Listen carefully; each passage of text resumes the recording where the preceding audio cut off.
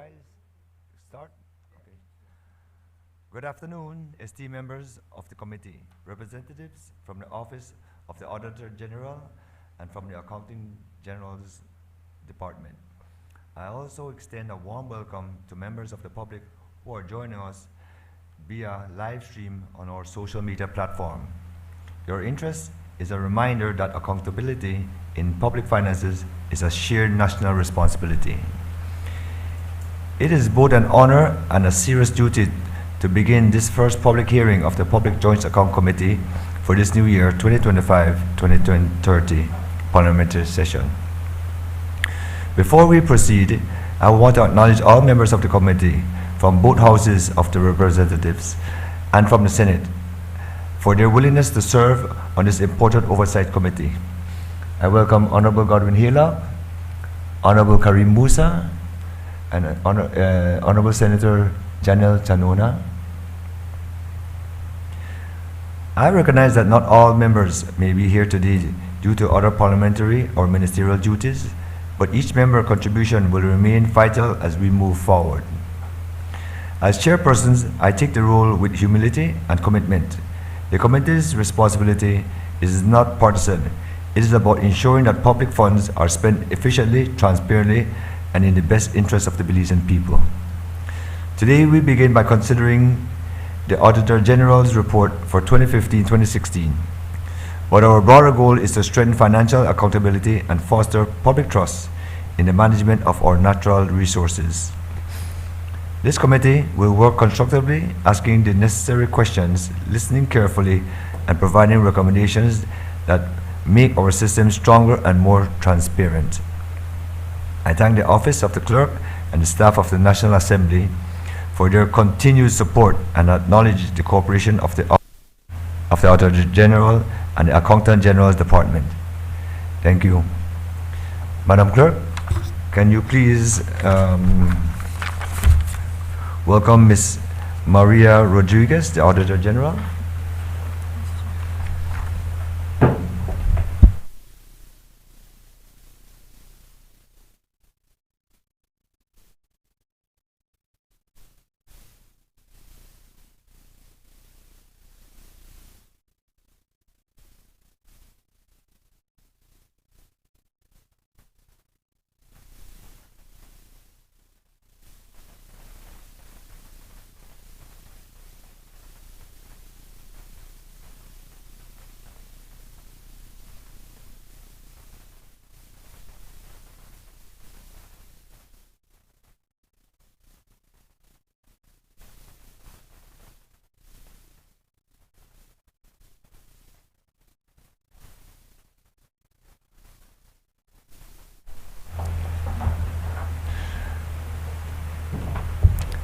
Good afternoon.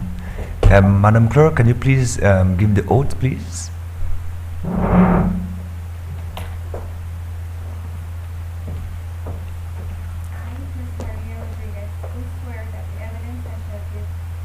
To the Joint Public Accounts Committee touching the matters in question shall be the truth, the whole truth, and nothing but the truth.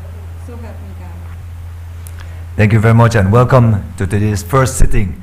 I'm very nervous too because it's my first sitting. Please have a seat. Thank you.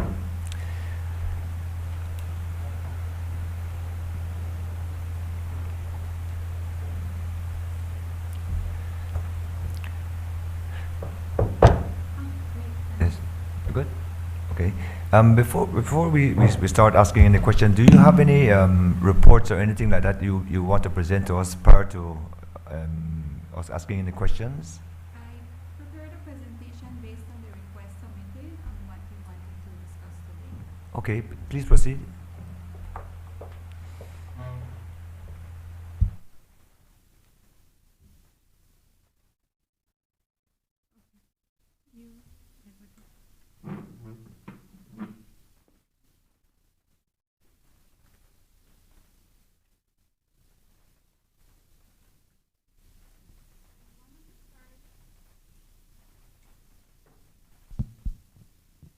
One of the first requests was possible legislative amendments to the FARA Aziz.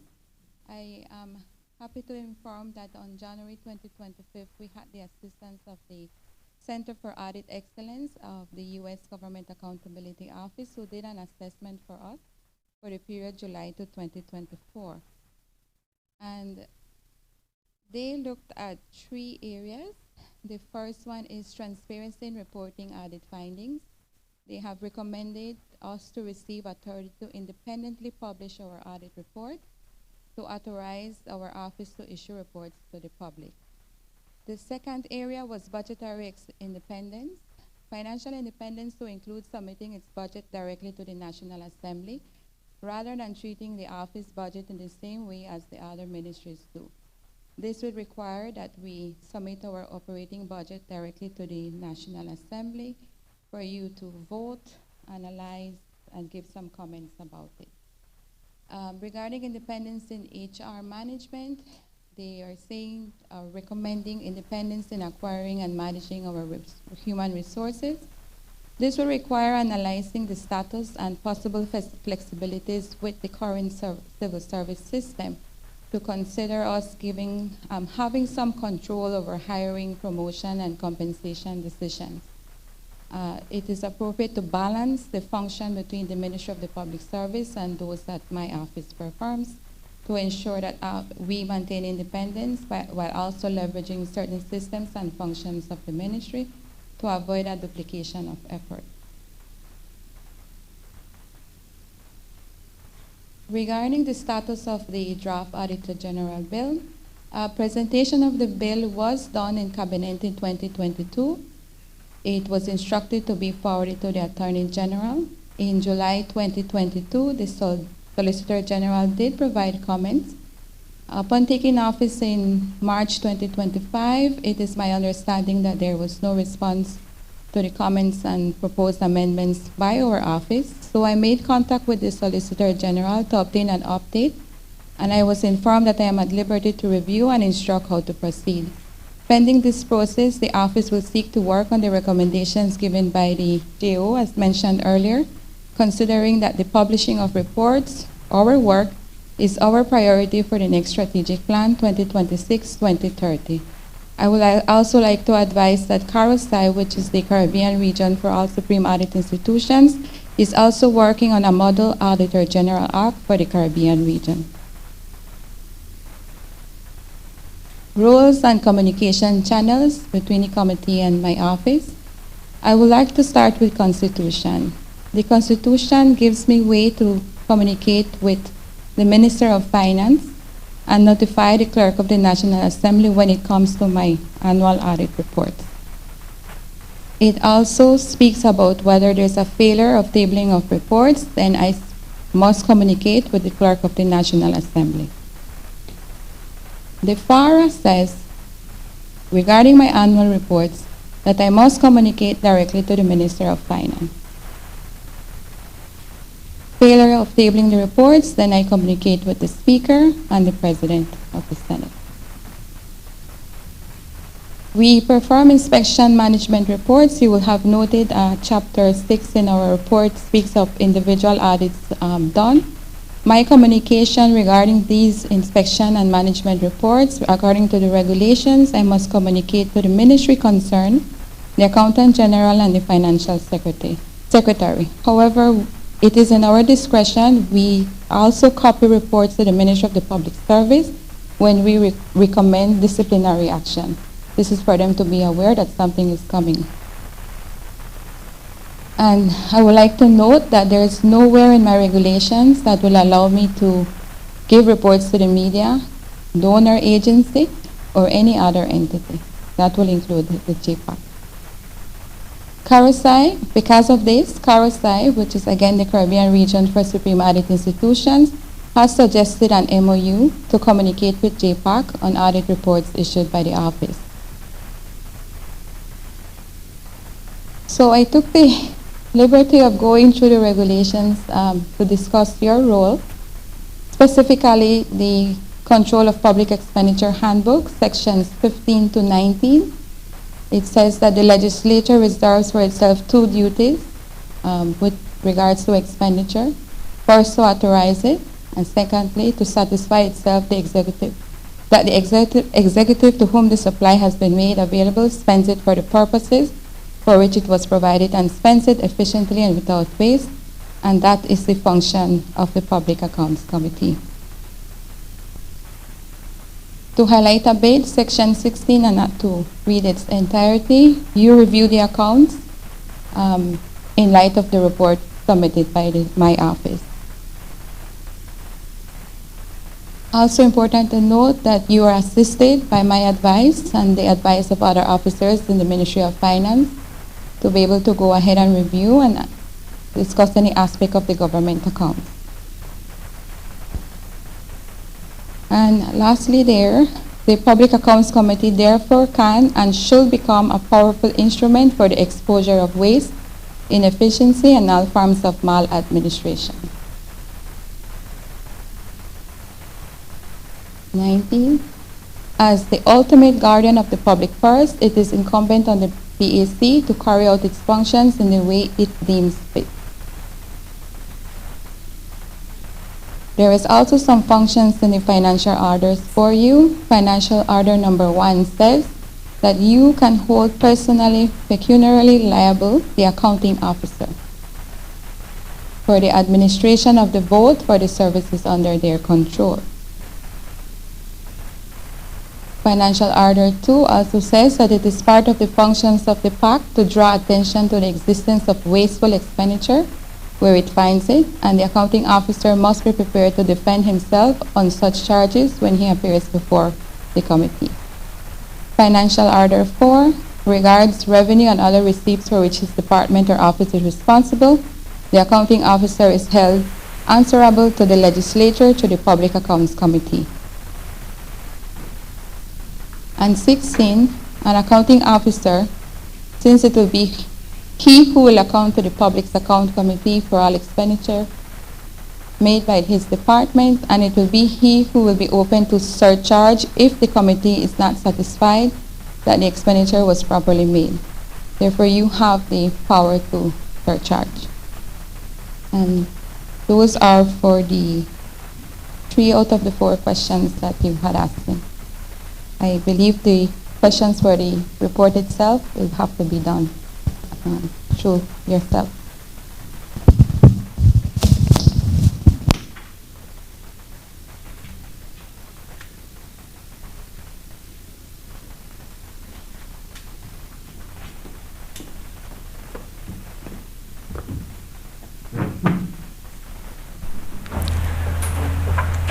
Ms. Rodriguez, thank you very much for that report. Now I call on the members who has any questions for Ms. Rodriguez, Auditor General. Senator Chanuna? Only because my colleague said ladies first today, Chair. Yes, of course. Thank you, Ms. Atas, for that. Sorry, Mrs. Rodriguez, apologies for that presentation. Much appreciated. Just as a point of clarity, you mentioned Karasai. Does that mean that Karasai has seen the draft that the Office of the Auditor General has prepared and has been able to provide any insight, or? No, they haven't. They don't normally request for our individual acts. They're trying to work on something for the Caribbean region, for all the Caribbean countries. Would it be your estimation that the draft that we've prepared might be helpful to the region in terms of setting a benchmark? Definitely. Okay. Thank you for that. And then one more clarification in terms of the communication in the regarding reports and general communication, given a couple of the rules and the financial orders that you reference do speak to what would require communication between your office. So just curious in terms of how that's been interpreted now and what we would need to do to make sure that if there are any changes that need to be made to the legislation for clarity of that communication channel, how would that, what would that be? Right. So because the individual reports are compiled and placed in the annual report, that's how you will be able to get it when the Minister of Finance presents it to the National Assembly. The MOU that I was referring is specifically for that, to seek the National Assembly's support to step out of the annual report process to have a more direct communication with the JPAC regarding the audit work. So it would only take an MOU, it wouldn't be, Well, that's a suggestion right now, an Okay. MOU with, of course, National Assembly's permission, or perhaps a resolution to proceed with separate or outside of the annual report process. okay. Would it be helpful for this committee to consider voicing support for such an MOU, or how would we be helpful in that? Well, Step. I will come to the committee with the proposal of the MOU, and both of us need to communicate on whether it's good, and we agree to it, and then we will seek submission to the National Assembly, the Minister of Finance, for a resolution. Because as is, I am limited to who I can communicate my work to. Yes. And we certainly want to support, just to frame that whoever you would feel or determine would be helpful to communicate with in order to perform your function to the best of the mandate we want to support. So that is the frame in which the question is being posed. Right. Why the MOU will be important, we can discuss current reports, current individual management reports that you can presently address and not wait for the annual report process that, as you can see, is backlog. Just in terms of context as we come into this new parliamentary session and the work of this committee as it's newly comprised, can you speak, especially for the public's benefit, in terms of the session that you held during the parliamentary recess with support from, I believe, the Auditor General's Office of India? Yes. Thank you for that opportunity. We have a project ongoing with the this global site project of the INTOSAI. INTOSAI now is the umbrella organization for Supreme Audit Institutions. You have Carousel, which is in the Caribbean. You have INTOSAI, which is the umbrella organization. They have provided us support for stakeholder engagement, and one of our major stakeholders is the National Assembly. So in August, we invited the National Assembly to attend a session on PFM.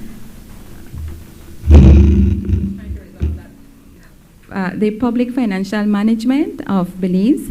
In that session, we presented the cycle, what areas need support from the respective stakeholders who were present, and we spoke about SAI independence, why it's necessary for us to be independent from the executive, so that we can exactly perform the duties that we can as independent as possible and not be depending on a third ministry or a line ministry to get what we need. It was a successful event. I think that the counterparts left very happy to see a full house. We had a full house. We had very good questions, very good collaboration from the National Assembly present, and I thank them for their time and effort in being there. It is important to start that kind of discussion with our stakeholders to understand what way forward we want for accountability and transparency in the country. Would you leave Chair just one more point, please? Of course, you would ask as much questions as you want. Thank you. Towards that end, one of my takeaways, I was able to attend the session. We noted that, and even most recently in attending a Caribbean, a Commonwealth-wide actually, session, this is not a situation unique to Belize, unfortunately. However, other parliaments have been able to identify specific steps that can be made to see the preparation of multiple reports at the same time to provide that they be submitted in order to bring the reports closer up to the date. We're going to talk later today about the 2015-2016 report. Has there been a determination insofar as how this committee can support a similar approach from your office as the lead in terms of getting to the same position that those other jurisdictions have been able to? Yes, you see, I am very cognizant of this backlog. And one of the first things that I did was to have communication with the Accountant General to move forward. Both of us have had discussions with donors who have also provided that kind of recommendation. My take on it is that I will need to seek Parliament's approval for an extension of time, not necessarily at 30 days. If you go back to the regulation, I have 90 days to audit 1 year. So let's say multiple years come, let's say 5 years come, that will mean 5 times 90. You're talking about a long time. So what can happen is that I can write the National Assembly for a resolution on approval to extend my time. Now, the Act only says I can get 30 more days, but it's not based on the fact that I'm going to receive more than one annual statement. So it is really in the hands of Parliament to agree on extending the time that I have to conduct the audits of 5 statements. It is my understanding with the Accountant General that there is no source documents, and that will imply less field work for my staff, which will mean that we can accommodate the work with less field work and issue opinions still annually, because I need to submit each annual audit work that we did. So the report won't be a report of 2015 to 2020, let's say. It will be, you will receive a book for each year, a report for each year, but it is possible except that I will need to request approval for an extension of time, and it will be something that we will need to calculate and work together with my team to make sure that we meet that new deadline set. Thank you. I will propose that we make a note of that so that we can revisit that with you when the time comes.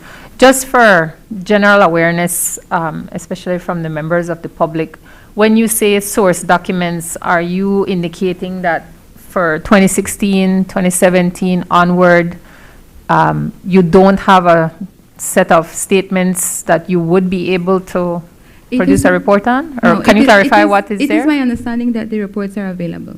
The reports are available up to 1920. I'm sure you'll meet with the account. 2019, 2020. 1920. 2019, 2020 fiscal year. But also that there are limited source documents to the transactions recorded thereon. So with limited source documents, there's limited field work that you can conduct. So it makes the work quicker, because you have to note that there is no source document. What we did with 2015, 2016, while we were aware that the source document was not available, we still did field work to go to the source of the data, which is the line ministries themselves. If they don't have it, then that's another issue, and hence why that was one of the issues we highlighted, that even the line ministries do not have the source documents. And then just one question, and then I'll defer to my colleagues until we get into the report itself. But one of their slides noted that a mandate of exposure of waste, leakage, etc. Could you highlight we understand our mandate to review these accounts towards just that, leakage, waste, fraud, whatever else may be happening, efficiency, as the case may apply, because hopefully you will have that as one of your findings. But just to highlight why that is important in terms of PFM, public financial management. Yes, the cycle is incomplete if there is no monitoring after the fact.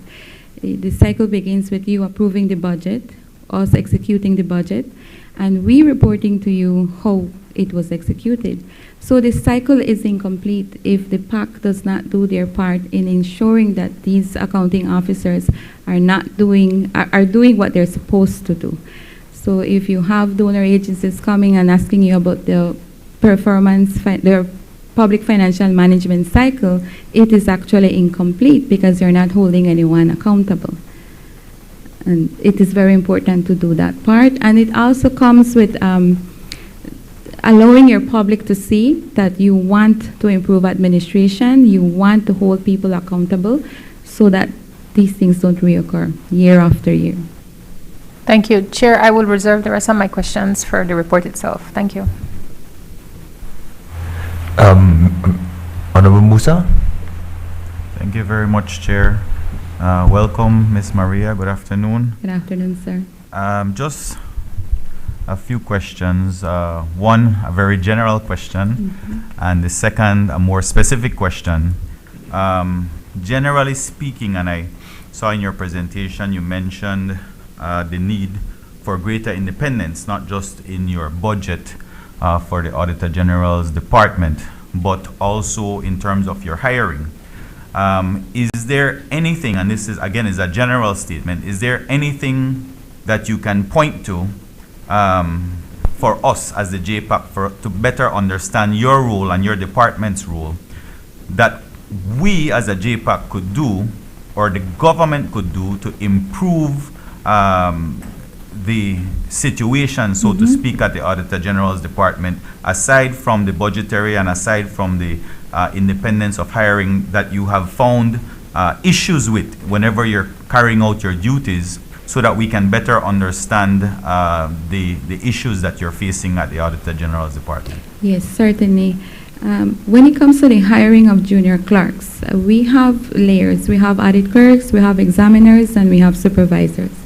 In the case of audit clerks, we do not have a say on who comes as audit clerks. So I will find having clerks coming in with different degrees other than accounting. And it takes a bit more of time to train someone who doesn't have the accounting background. I must say, though, that when it comes to this middle management level and upward, the more technical aspect, we do enjoy the support of the Ministry of the Public Service to be part of the shortlisting and interview panel. We cannot agree on pay scale and salaries. They do that part, but there have people that come with significant experience in the private sector, and we cannot do nothing about that. They have to come in the lower point because that's what the regulations say. So we have no say in that. But I do have a concern with the hiring of our junior staff because it takes time to train them. It takes time to get them on board on what is the accounting that we do and the auditing that we do. But let me add that I know this for a fact for years. I've been in the office for 25 years.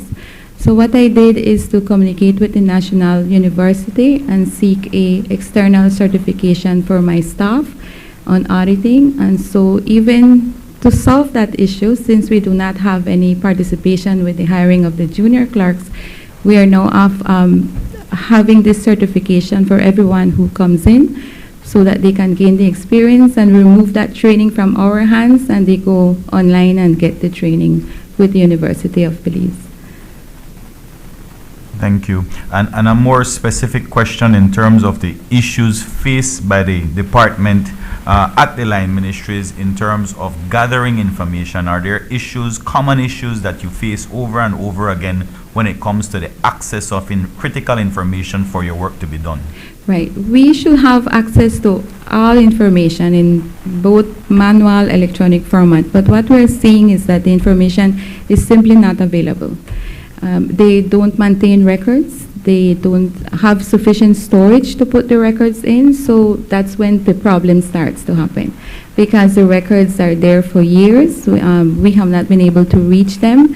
So at some point, I think you signed the news, someone went ahead and just burned records without proper authority. I add that I made a request on the matter asking what happened, and they agreed that they did not follow protocol.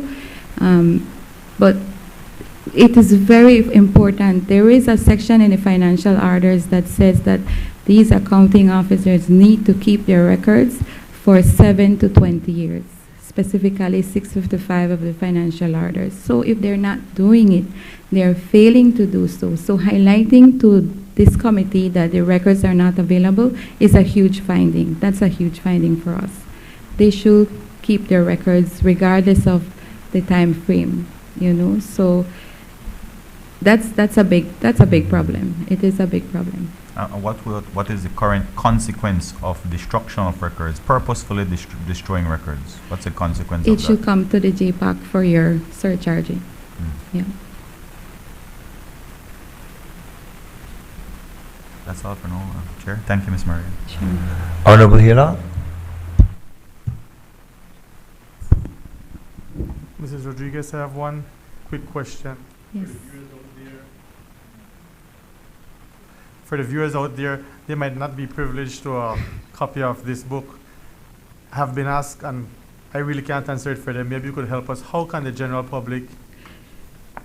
This is available in our website, audit.gov.bz, and it's right there. You can have access to it. And the physical copy? I have a very small budget, so I could not print as much as I would have wanted. I ensure to have copies for the National Assembly, who are my biggest stakeholder. But printed copies I wouldn't have, but it is available online in the website.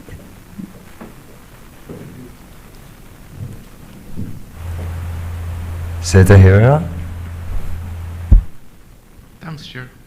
Hi, Mr. Rodriguez. Good afternoon. Good afternoon, sir. I noticed you mentioned several times about the lack of source documents. And I think if we look at previous reports you did, or that has been done by the Auditor General, that was one of the big reasons for the disclaimers in those opinions.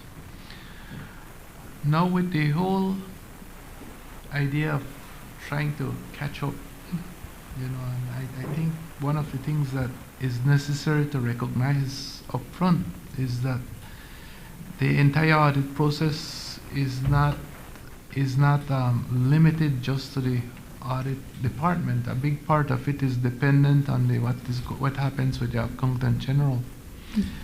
Now, knowing that there's this limitation in terms of accessing source documents, and knowing that if that is the case through, like you mentioned, up to 2020, at least. 20 years. 20 years. Yes, but up to 2020. 2019, 2020. 2020, yes.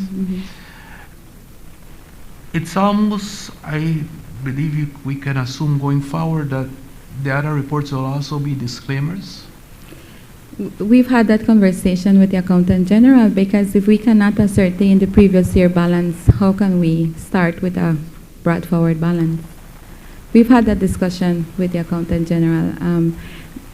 When you meet with her, because I know you will meet with her, they are working very arduously to find source documents for later on fiscal years.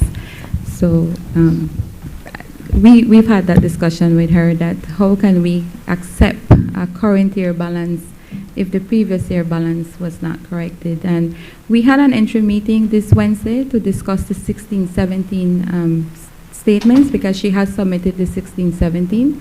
And I told her, you need to begin working on those adjustments. It doesn't matter which year, but you need to begin working on your adjustments, because at some point you need to make those corrections, because the figures are just carry forward with the discrepancies. Can you explain? Senator, I'm sorry, 1 second. I'd like to welcome the Honorable Dolores Balamos Garcia. Welcome. Sorry to be late. No problem. Better late than never. Can you Senator, explain- continue. Yes. Continue. Can you explain to the committee, for those who may not have an audit background, what a disclaimer means? A disclaimer means that you're not able to make an opinion. In our case, the basis was because there was not sufficient source documents or evidence to prove that the transactions being recorded are accurate. It also means that the reports are not dependable. Yeah, it's questionable. I made a statement that without source documents, every transaction becomes questionable. So knowing this, in terms of going forward, we know that the information cannot be supported in the statements. I think that's a big issue. Yeah. Is it possible then to draft up an audit plan that could then expedite the process, given that these statements will be disclaimed anyway?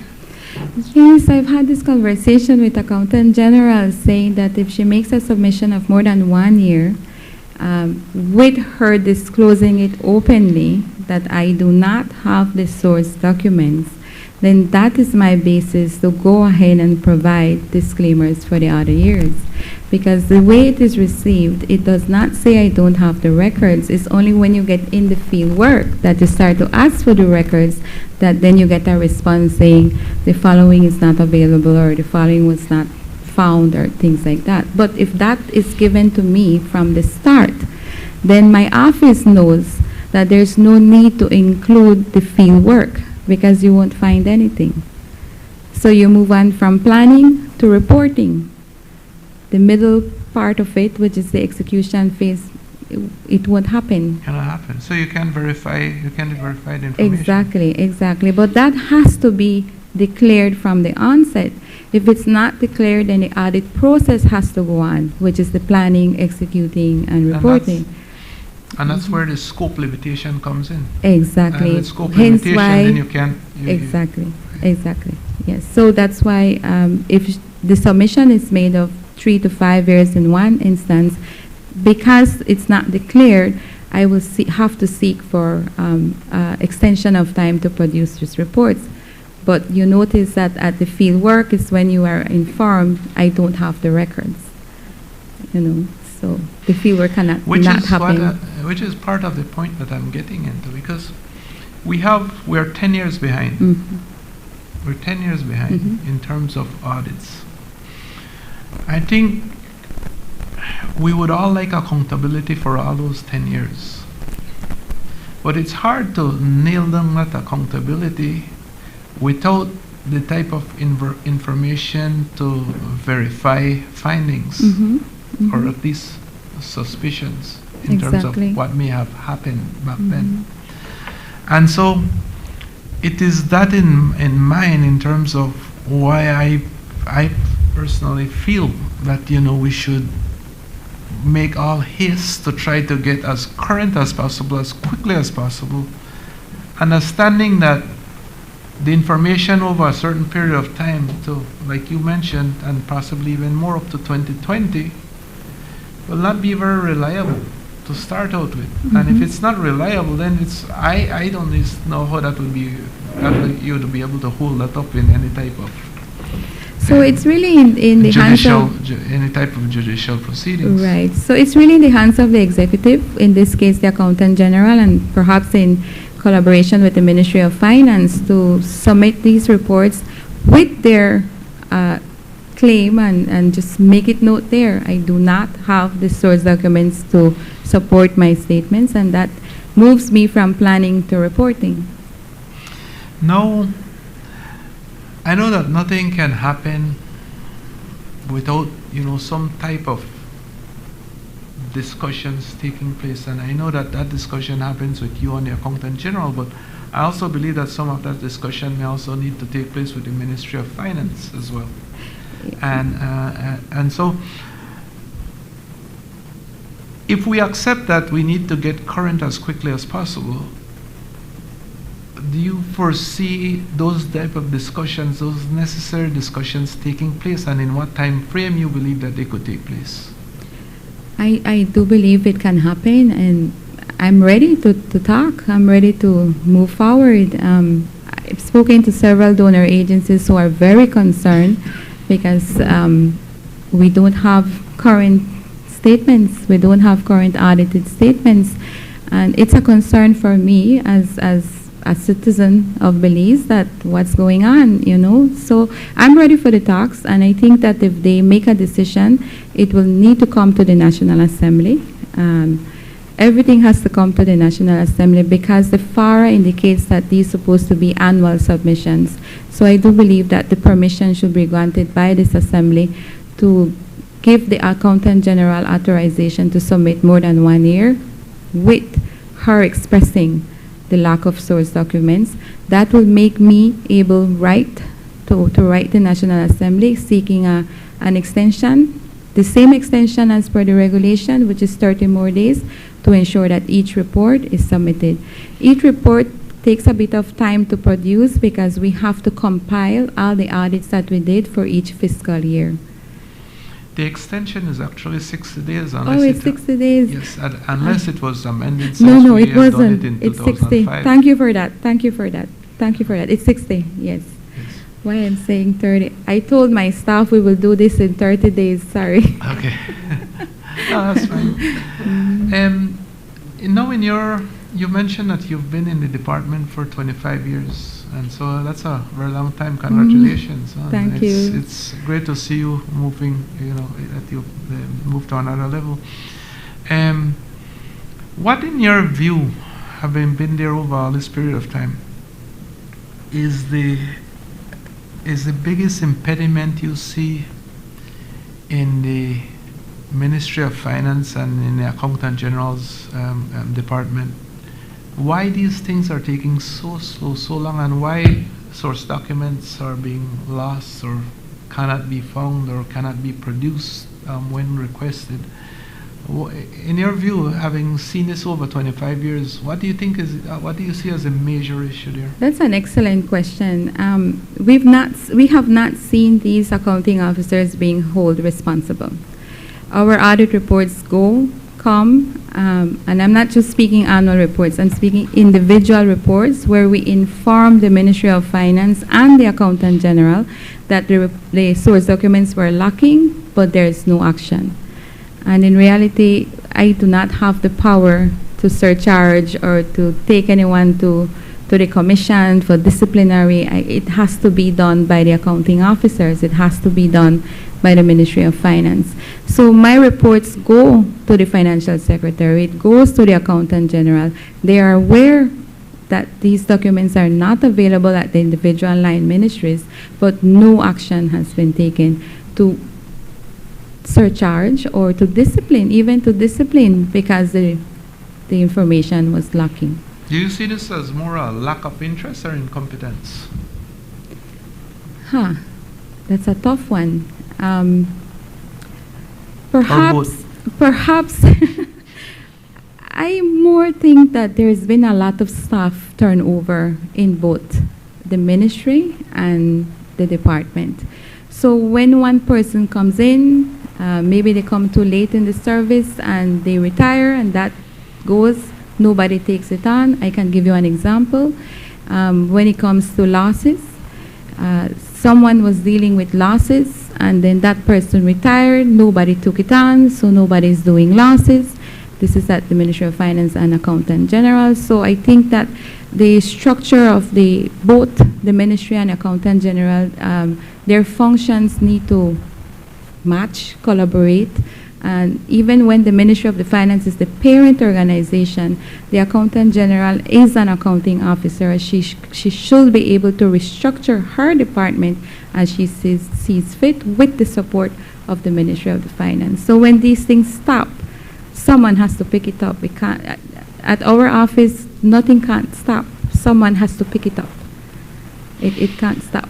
Have you, in terms of carrying out your work, met animosity or dismissal, a type of...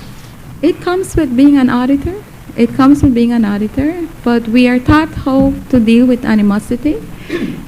We have had to interview people who don't want to speak with you. They're public officers and they don't want to speak with you. Some go on sick leave. Some decide to take vacation while the audit is going. And this is something that, for me, as an accounting officer, you're being investigated and you still approve vacation leave to your officers to not be around when the auditors are around. That's a form of animosity. It shows that you don't want to cooperate, you know. So we do have instances where accounting officers would approve vacation leave even when an audit is ongoing, and then you can't interview these people because you can't bring them back from sick leave or vacation leave. And so, yeah, that's something you run into. It's something you run, yeah. I will say more than often that it's more found that people are not making themselves available than they are. Oh, that's a big statement. Yes, no, and I'm very direct, so yeah, I'm very direct, yeah. And the consequences. When the report is issued, oh, I was not asked, I was not interviewed. The report is not fair because I did not give my position. But yet, when we came to ask you to answer, you were not available or you did not make yourself available. We find it especially in cases of frauds where we need to submit a copy of the report for commission to do disciplinary action.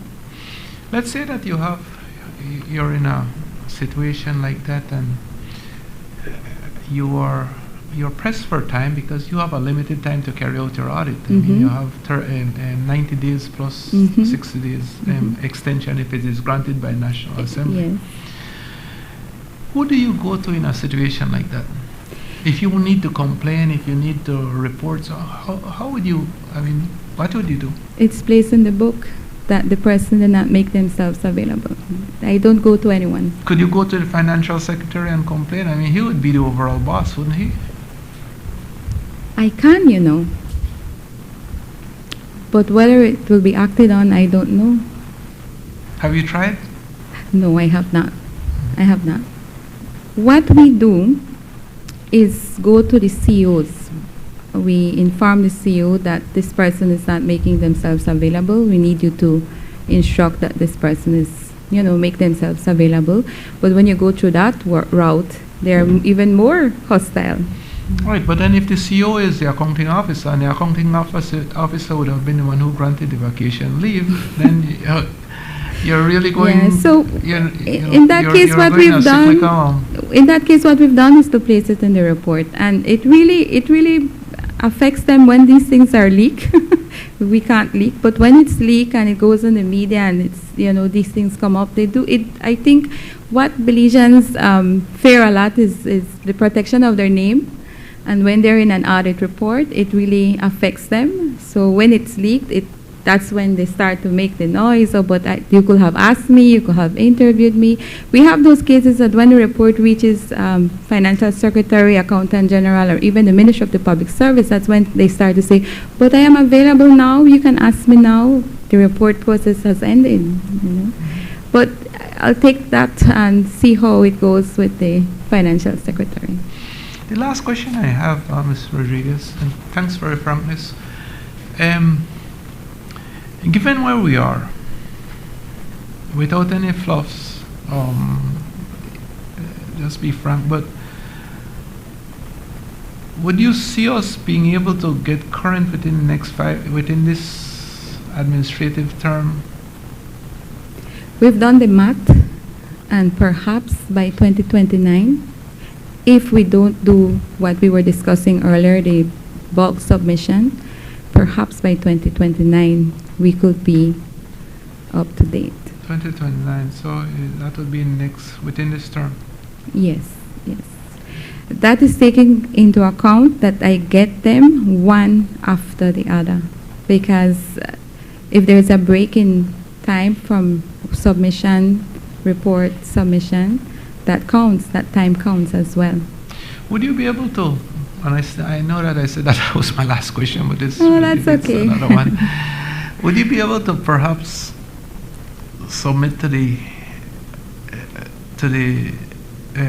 JPAP, you know, what would be required for you to get current by 2029? And this would be within your department and external to your department. External, I can answer. It will be the submission by the Accountant General, the submission of annual financial statements by the... right, but it cannot just be the submission. It would have to be submission within certain time frames. And right. That's what I'm saying. If you could maybe... yeah, we can submit the same schedule I'm saying. Yeah. And say, in this ideal world, right, and this is what I'm submitting, we can be completed and be current by 2029. Yes, yes. We've discussed the schedule, considering the 90 days that I have for each year. Yes, that's possible. Thank you very much. I'll just make a note of that. Mr. Garcia? No. Senator Janona? Thank you. Just a follow-up question, Mrs. Rodriguez. For the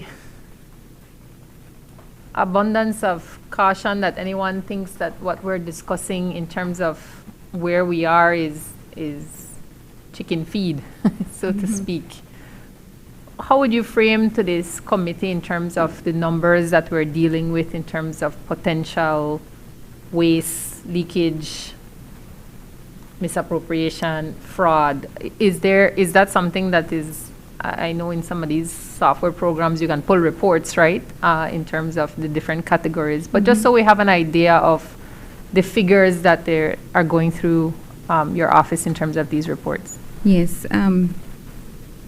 Per year, they run in the thousands, maybe higher thousands, 80,000, 90,000. But if we're speaking from the backlog, we are already in the million when it comes to waste, misallocations, misappropriation. A lot of fraud is happening. Sometimes the fraud, one person commits a fraud of 80,000. And how can that not be noticed, after several years until audit comes and you find it, So it is high. The fraud occurrences, misallocations, it's high. I would consider it high, but for auditors, everything is a finding, no? But yes, it is high, Ms. Shanona. Yeah. Thank you. Mr. Musa, any follow-up questions? Just in terms of direction, Chair, will we be getting into the report specifically? Yes, a little bit. Okay. Perhaps then I can ask a general but specific question, Auditor General, because for those who can see the thickness of this book, a very lengthy document, very critical information, mind you, in here, in terms of the spending of various line ministries. If I were to ask, or if any of us were to ask, what in particular jumped out at you in terms of very egregious that you would say that needs to be addressed coming out of this book?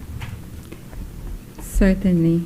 The issue at the Accountant General's Department, my leading entity for the financial statements. She needs all your support to obtain staffing, to improve her systems and the structure of her department so that she can dedicate to financial statements, because the Accountant General has to do not only her day-to-day work and ensure that all of us get paid, but they also have to focus on the backlog. So for me, seeing firsthand that it took her to extract people from doing what they're doing to focus on this is, to me, I think she needs all your support in that. Not to discredit anything, but my office will also need the support to dedicate to financial statements, because that also happens to us when financial statements comes in, a team is selected, and at some point other audits are placed on hold to fully dedicate to financial statements audit.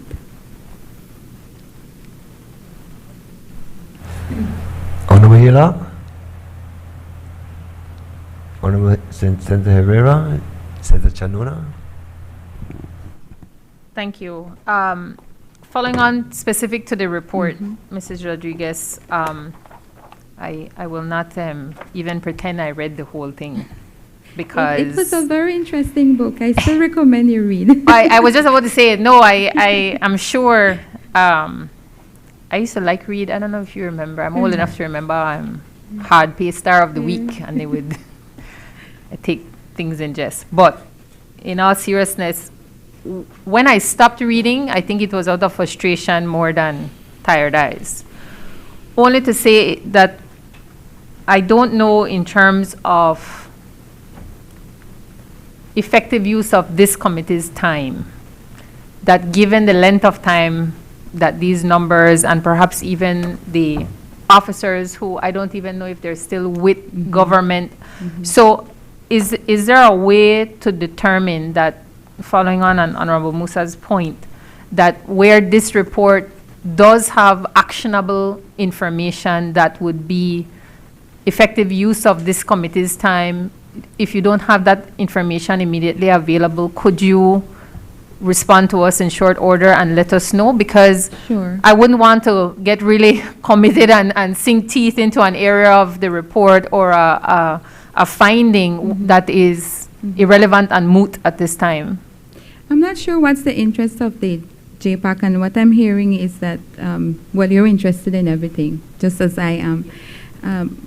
But I've seen in the past that not much interest has been given to the line ministry audits.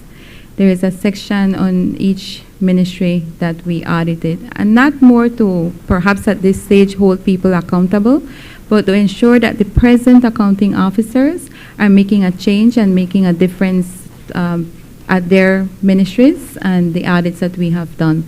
That will allow them to make changes now, and if anything is continuing from then to now, it can't be fixed. It is important to work with the line ministries. For me, working with the line ministries to make sure that what we reported is addressed. Not necessarily to hold someone accountable, as rightly said by Honorable Mr. Musa, because they might not be there, but to at least address the recommendations. For example, we went all the way to the polyclinics in the south. Nobody is, you have this perception that nobody cares about the south. So taking a look at that report and ensuring that the present accounting officer for the Ministry of Health takes a look at what's happening in the south and make amendments, that will really help the public, because that's what we want, to ensure that the services given by the government is improved. So great that you mentioned the south, because one of the areas I looked at was the Dangriga Polyclinic. So is it possible for you to take the committee, we all have our printed copies available, just to give clarity in terms of what you're, using that as a case study to what you're recommending to the committee in terms of the line ministry, the specific line ministries?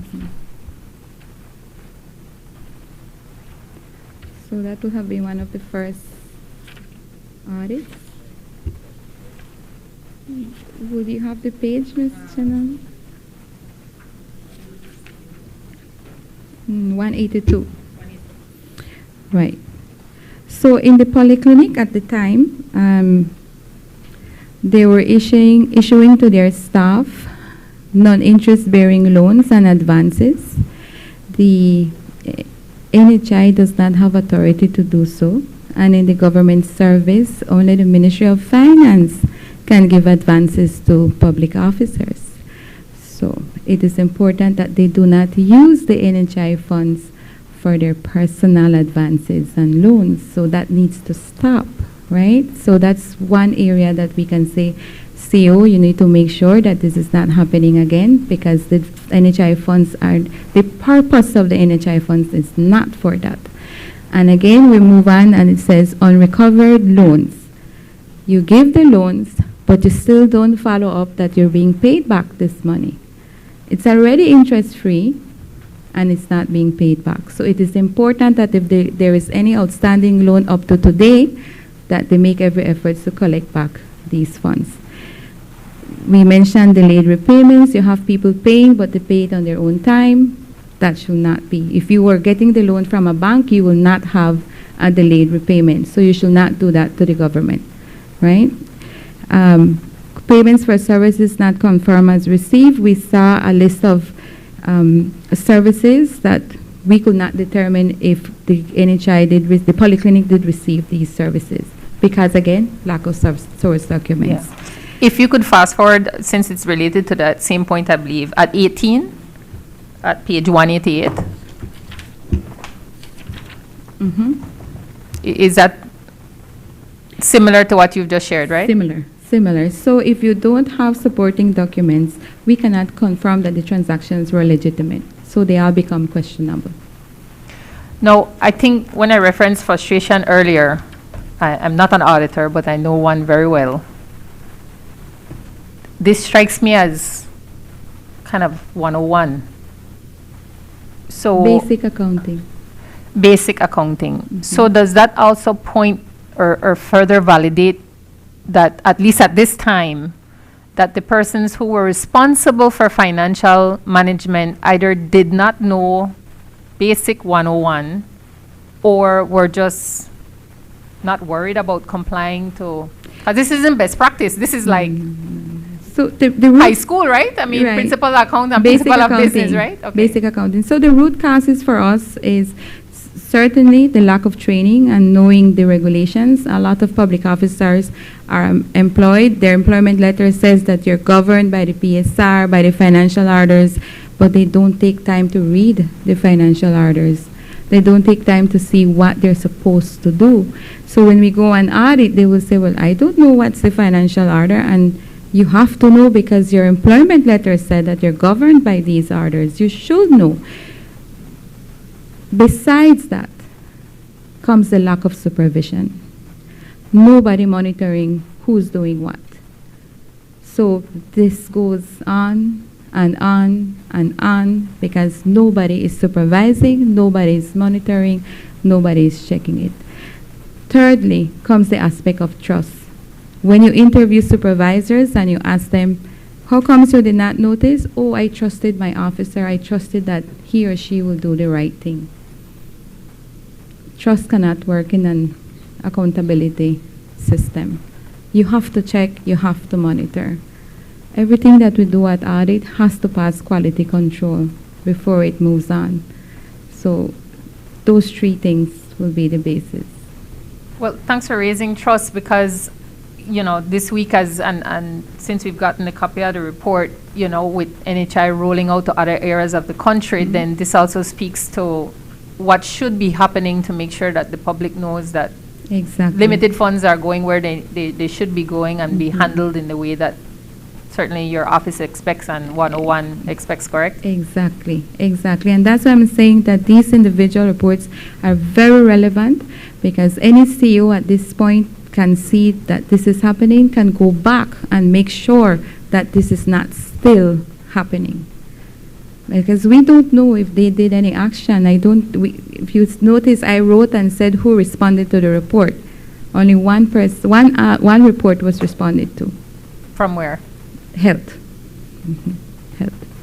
So the others, I don't know if they acted on it or not. Following up on Honorable Herrera's interventions in terms of, I would say, the consistency in your submissions to this committee that nobody's holding anybody else accountable, and that's a vicious cycle. How do we fix that, or can we fix that in terms of making sure that if the people who are supposed to be holding those people accountable aren't, we hold them accountable, and if the people who are supposed to be holding that person accountable, we hold that person accountable, because I think it has to start somewhere in order for it to stop, right? I would love to see that. I think it's highly possible that these persons are held accountable. Many times our reports will not ask for disciplinary action, but CEOs can do their part. They can take matters to the Public Service Commission for disciplinary action. Now that's another story, because when you take things to the commission, you have to come with a liar, with evidence, with supporting information, and sometimes due to technicalities you lack supporting evidence to take someone for disciplinary action. So that's another issue going on at the line ministries. Can you expound on that a little bit more? Yes, so whenever a CEO decides to take someone for discipline to the Public Service Commission, they have to present a case. So the case has to come with evidence, it has to come with all supporting evidence. It goes to the commission invites the officer who is in question. That officer brings a liar, and so in our fairness, he can bring a liar, or he or she can bring a liar. But due to technicalities in the process, the person can get away. Well, thanks for verbalizing that, and I will defer to the attorneys in our midst. But doesn't the fact that isn't it the fact that we don't have source documents, that the numbers itself become questionable, and that all of that would be for an exercise in futility? When we do our audits, specifically the individual reports, we ensure to have source documents. So you will not receive any individual report that's not evidence-based. Okay. So when you go to the commission, it's because you do have source documents, you do have the numbers. We are the witnesses for the CEOs, and we have the source documents. Okay. Yes. I just wanted to clarify that. No. Once it's a report from our office, an individual management report, it is evidence-based. We ensure to go as far as we need to get the evidence legally. Thank you. Thank you, Chair. Senator Musa? Sorry, Honorable Musa? Sorry. Thanks very much, Chair. Another specific question, just as an example. Say, for instance, you identified a situation of fraud in your Auditor General's report. Could you take us and the public through the process that you would go to in terms of making, say, a criminal report? You have your source documents, you have all the proof you need. How is it that your office then triggers the start of a criminal proceeding against an individual who you have identified may have done something wrong? Very good question. We don't have that power. We don't do that.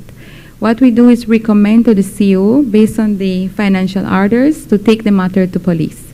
So, Has your office done that within the last few years? yes, we do that in every fraud report. We ensure to recommend that the matter be taken to police. Yes. Okay. It is then in the hands of the CEO to decide whether they will press charges or not.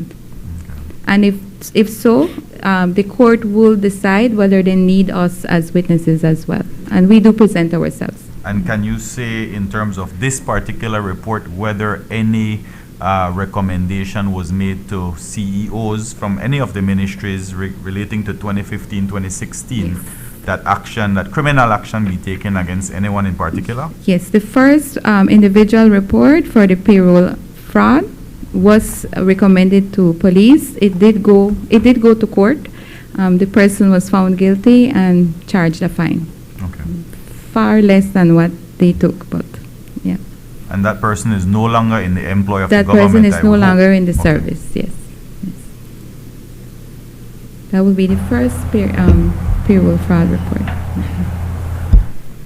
Thank you. Let me look for it, yeah.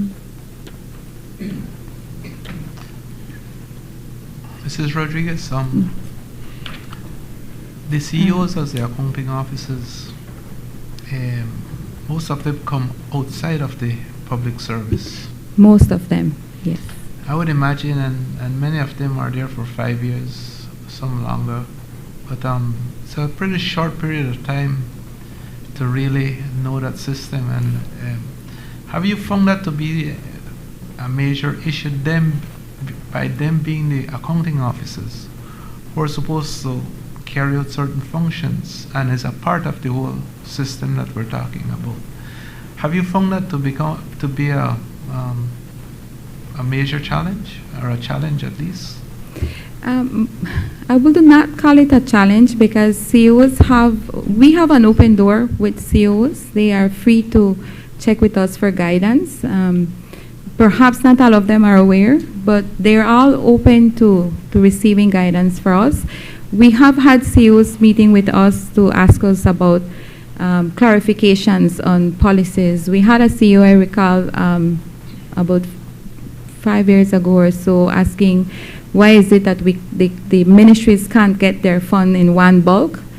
In the government service, you don't get your money in one bulk. It's a 1/12th situation. So we had to explain the process to the CEO. We've tried presentations to CEOs as an office to explain to them certain regulations, and I'm certainly opening the door for any CEO who needs guidance on the regulations, that they can come to our office. But when we meet it, we explain to them this is how it should have been. So it's just a matter of them expressing the need for guidance. But we can see it. We certainly can see it, and that's when we take the opportunity and explain to them, no, this is how it should be. How many internal auditors are there in the service? In the service. I have a cordial relationship with the chief internal auditor. I believe she has about 8 to 12 staff at the moment. 8 to 12 staff. 8 to in 12. Where? They're located in, this is the Ministry of Finance. They have a chief internal auditor, a chief internal audit unit. Other than that, the other line ministries do not have internal auditors. So all of those are in Ministry of Finance. None of them are in any of the other No, ministries. no. I am aware that the Ministry of Transport will have an internal auditor. They do have one. But other than that, I'm not certain whether any other line ministry will have their individual internal auditors. Now, I mentioned that for those who, again, might not have the background, that the whole internal audit process is crucial for the integrity of the system, because it complements the work that you do. Yes. So that they should be embedded within that department or ministry, and they would then carry out all the tests of the controls and do all that work during the year, so that when you come, you rely on a lot of their work. But this is a massive missing link and has been for a long time. Yes, yes. So the unit is there. It exists under the Ministry of Finance. Do they carry out those tests of controls and everything else in the other line ministries, or they just stay in Ministry of Finance? No, they do other ministries. It's not just for the Ministry of Finance. It's for the whole service. They do other ministries. So when you carry out your audit, let's say you go to agriculture, would you then have a meeting with the internal or see what report the internal auditors have? In fact, she copies her reports to me. She forwards her reports to me, so I am aware of what internal controls assessment was done at that specific ministry. So then, if that is the case, why are so many things missing? I mean, because they would then be able to catch all those weaknesses within the system, and that's the whole purpose of them being in there. Yes, that's so true. I will suggest that the chief internal auditor be brought to the commission for her explanation. But her reports are submitted to us. We use them when we can. But the areas that she does are completely separate from what we do. So we have not been able to use any of our reports at this point. But they shouldn't be. I mean, they should be the same. I mean, it's one system. She has her own audit plan, and I have my own audit plan. Yeah. Just doesn't sound correct. It sounds off. I mean, really off. Yeah, but yeah, they do have their own purpose and function, as you rightly say. And yes, they should be focusing on internal controls, making my work easier when I do reach to that entity. Yeah, well, the whole thing is with it is it really adds to the integrity of the system. And so they are doing one work on one specific area full time. And so when you come for your 90 days or so, you just go in there and so that you rely on a lot of the work that they do during the year, and you're also dependent that on them saying, well, this thing is working or not. And so you could do some tests, but it would be minimum tests. It doesn't have to be extensive as you'd probably have to do right now. Yes, that's right. That's right. I have not seen a financial audit report from her because this is a financial audit. I have not seen a financial audit report from her. So she has not. Well, it would be an internal audit report. Yes. So at Accountant General, I have not. Since Accountant General is the leading entity for this, I have not seen her. That's a good I'd like to impress on the JPAC suggestion. for us to look very closely at that whole internal audit process. It's a very important mechanism in the process of improving the integrity of the system. Yeah, because they don't need to wait for external auditors to come. If they do it themselves, they can put a stop to it long before Office of the Auditor General. And they should be the ones catching a lot of these things. I mean, it shouldn't be you catch it 1 year later, or in our case, 10 years later. I mean, it should be that should really be current. I mean, there's no need for that function to be non-current. Exactly.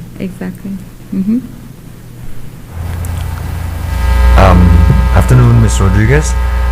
So you were mentioning about the chief internal auditor of each ministry. There is one chief internal auditor. She works under the Ministry of the Finance. And she does internal control audits for the public service, all ministries. Okay, so she will have more updated reports or audited reports updated or summary reports? She does not audit the financial statements like we do, but she will audit individual ministries set up. So she should have more recent audits. I have recent audits, it's just that I cannot submit because I have to submit via annual report process.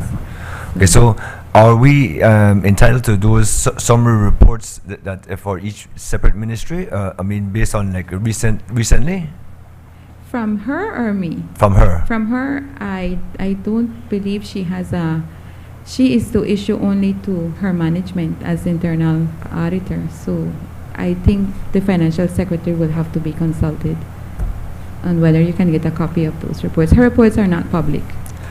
Okay. Another question is, so you just mentioned that you do get the summary reports also in terms of yearly. So how recent do you have already? The internal audit reports? Yes, internal summary report. They're not annually. They are based on specific areas that she chooses where to audit, and then she will submit a copy of that report to me of her findings. So they're not annual. She decides to perhaps check the Coast Guard Benevolent Fund. That comes to me, and then if I go to Coast Guard Benevolent Fund, then I have something I can use to see what internal controls had been assessed. So it's not annually, it's individual audits, just as presented here, but for different areas that her plan will choose. And you mentioned earlier in your presentation that there is one that you don't need to give report to the JPAC. What is it again? I missed that. No, I do not have the regulation that says, or the law that says that I'm to communicate directly with you when it comes to my audit work. So I need something, and that's why I brought up the MOU with permission of the National Assembly to grant permission for us to have discussion on more recent work that the office is doing. But that can't happen because of, and I'll give you the section 16 of the FARA that says that I need to compile opinion plus all the reports that I do for that specific financial year. Senator Chanona? Anyone else? Just wanted to thank Mrs. Rodriguez for her time today, and we appreciate the candor. Thank you too. Welcome. Anyone else with any final questions for Ms. Rodriguez? Well, Ms. Rodriguez, I want to take this opportunity to thank you for all the information that you have given us today, and hopefully we can work together and to help improve the auditing system. Thank you very much too. I'm very much pleased for this discussion. Thank you. Thank you.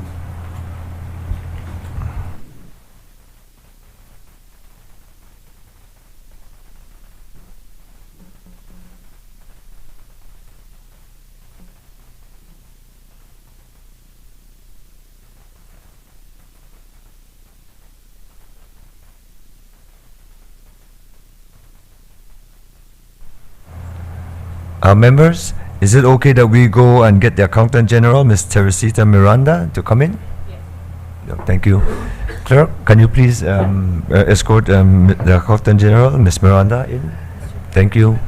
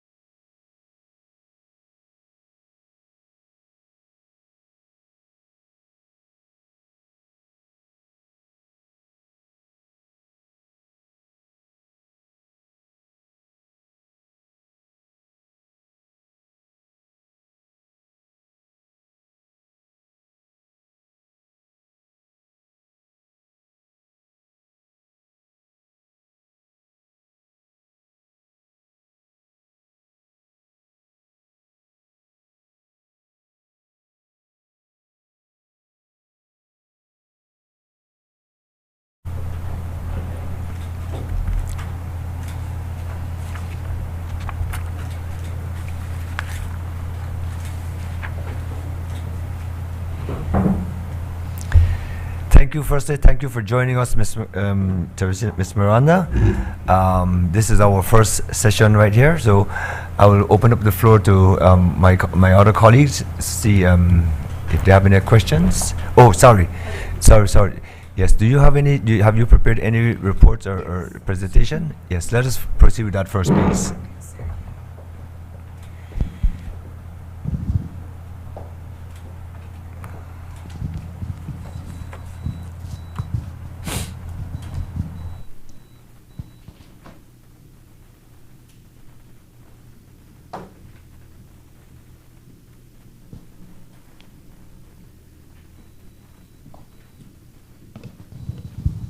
Okay, good afternoon. Thank you very much for the invitation. The PowerPoint presentation that I have here was based on the request from the letter that I received. So this is what I had prepared in answers to the request. Okay, so the general questions that was asked from me through the letter was the country's current financial position, mechanisms implemented over the years to strengthen financial accountability and reporting, areas where improvements are still required in financial management and reporting processes, compliance with statutory timelines under the Finance and Audit Reform Act 2020 for the submission of financial reports, and any other issue that may arise. Okay, to start with, probably what I can share, our responsibility, the Accountant General is responsible for the financial statements, the annual accounts as per FARA. The timeline of events, a little bit of a background that I would like to share is that we have been pursuing, when we took over as management, since 2023. So we started asking for technical support and we requested extension. As per the FARA, we requested extension to submit the annual financial statements because when we met, when we took over, we met with a backlog of financial statements that have not been submitted. So what we did over the period 2024 January, we were able to complete 2015, 16, 16, 17 financial statements. In February, what we did, we submitted the 17, 18, 18, 19, and 19, 20 financial statements to the Auditor General.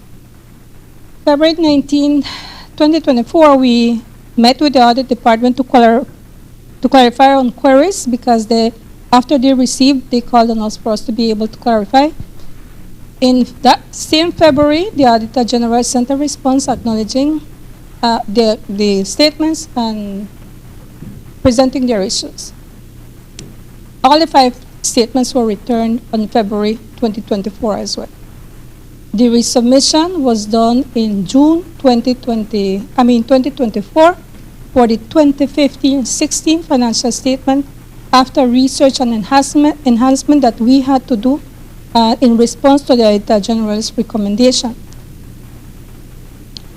July 2024, we had a second meeting with the Audit Department. We discussed about the resubmission of the 2015-16. October 2024, we had a collaboration with CITO, this is the Treasury Department, for us to be able to automate the financial statements. April 2025, we had another meeting with the Audit, Treasury, and Ministry of Finance.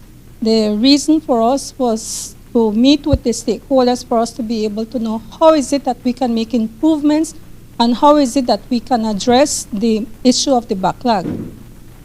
The third submission of this same financial statements was done 2015-2016. The entry meeting was held in May 2025, so then we received the audited financial statements for 2015-2016. We received it in August. Disclaimer of opinion was what was given to us, and the reason, the basis was that they were unable to obtain sufficient appropriate audit evidence to form an opinion, and there were significant uncertainties or limitations. The auditor does not express an opinion at that point. Reasons as what were in the findings, in the recommendations from the Auditor General were that there was an elapsed time for submissions, the manual recording that used to be done at the Treasury Department in those years, missing supporting documents, undetected misstatements, which can be material and pervasive, and the manual bank reconciliations as well. Where we need help, we need help because what we have identified is that the current cashiering module that we have is where we capture all the revenue that comes from the departments. So for us to be able to make sure that we capture it correct, we have different payment methods. The current one that we have has a limitation. It is very much just recording of revenue. So we have been pursuing this. The procurement request was made since 2023. Currently, we're still in trying to see who can be the provider for this. We have a SPEM project that is through the Ministry of Finance that they are helping us with. However, when we were asking for the cashiering module, what we are asking, and the limitation there as to why is it that it has taken us so long is because what we are asking is that it's not only for the collection, but really for us to be able to tackle the issue that we have, which is reconciliation, cash management, debt management, and so those have to come along with any system that we will be able to procure. Aside from that, where we will need help is the additional office space. We share an office space with the tax service in Belize City that really has us really constrained because then we are talking about a restructuring for us to add internal audit, for us to add a quality control section for our department, but we cannot do so because right now as we are very limited. We cannot go for any more. Then the human resource, the capacity building, retention and rotation. We are governed by the public service. What we have been noting is that we train and we train and we train, and people, there's a high turnover of staff. By the time we train somebody to be able to deal with to give them access to the bank statements, by the time you give them, you train them for them to be able to be certified in the apps through the central bank. When they go, we have to start that all over. It's not something that it happens overnight. That's not something because then we have the manuals. They have to be certified through the central bank. So it's not something that any clerk can come today and then automatically you can place them for them to be able to do that.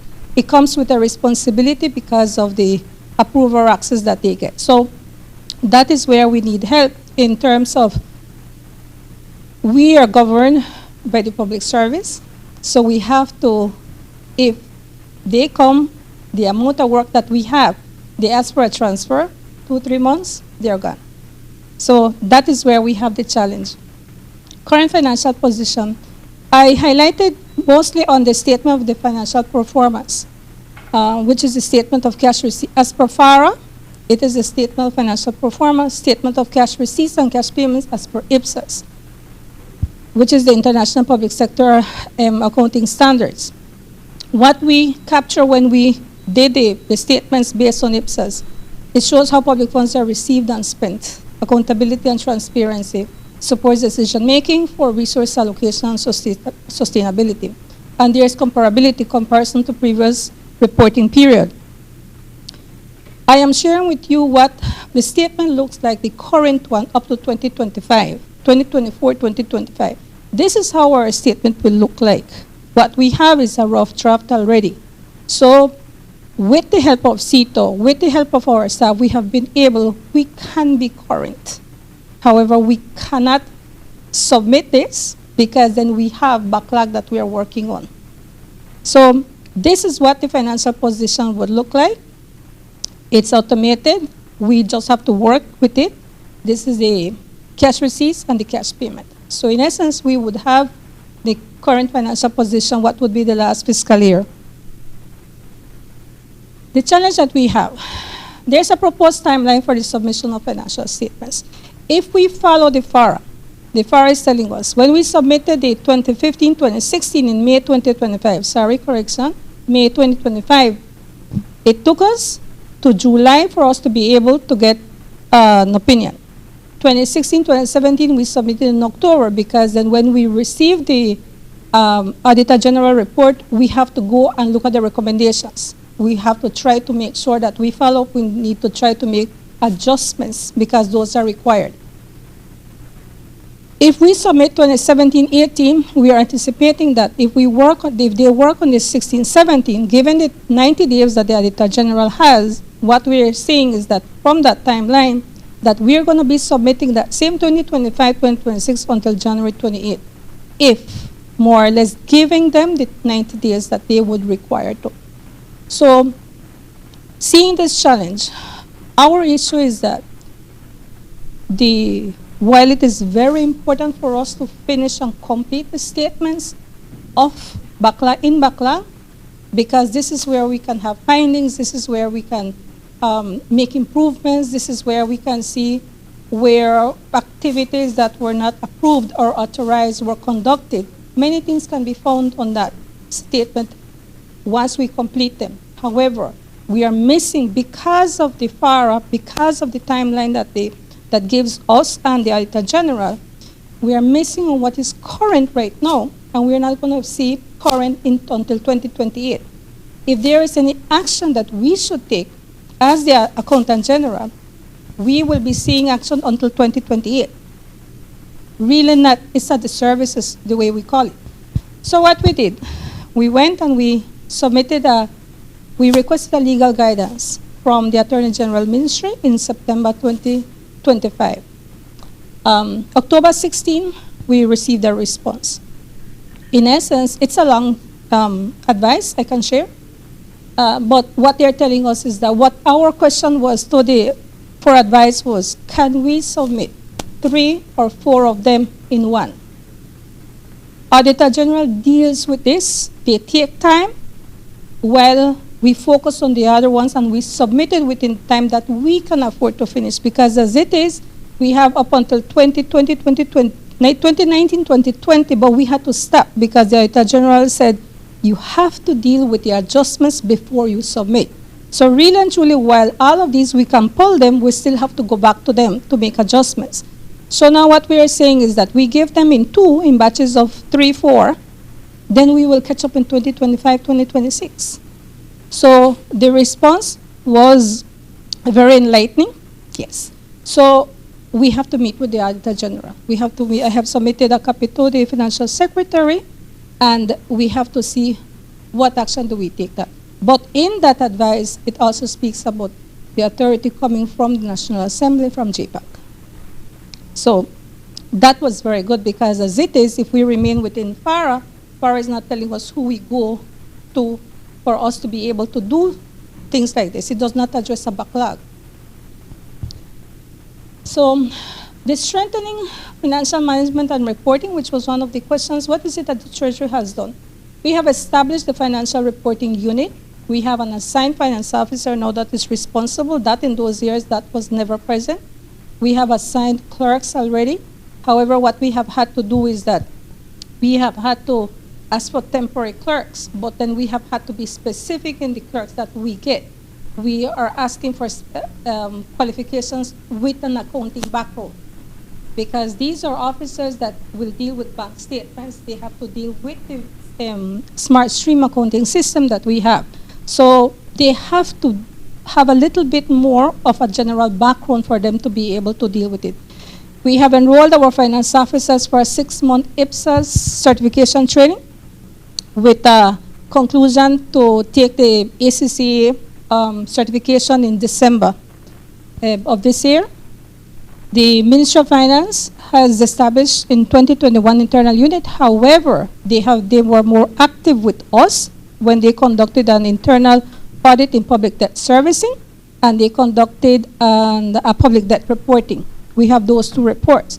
So we have to actually be able to look at the recommendations. Some of the recommendations we have already implemented, because what the internal audit does is that they focus more on risk-based, and they look at operations and processes, and they make recommendations to reduce the risk.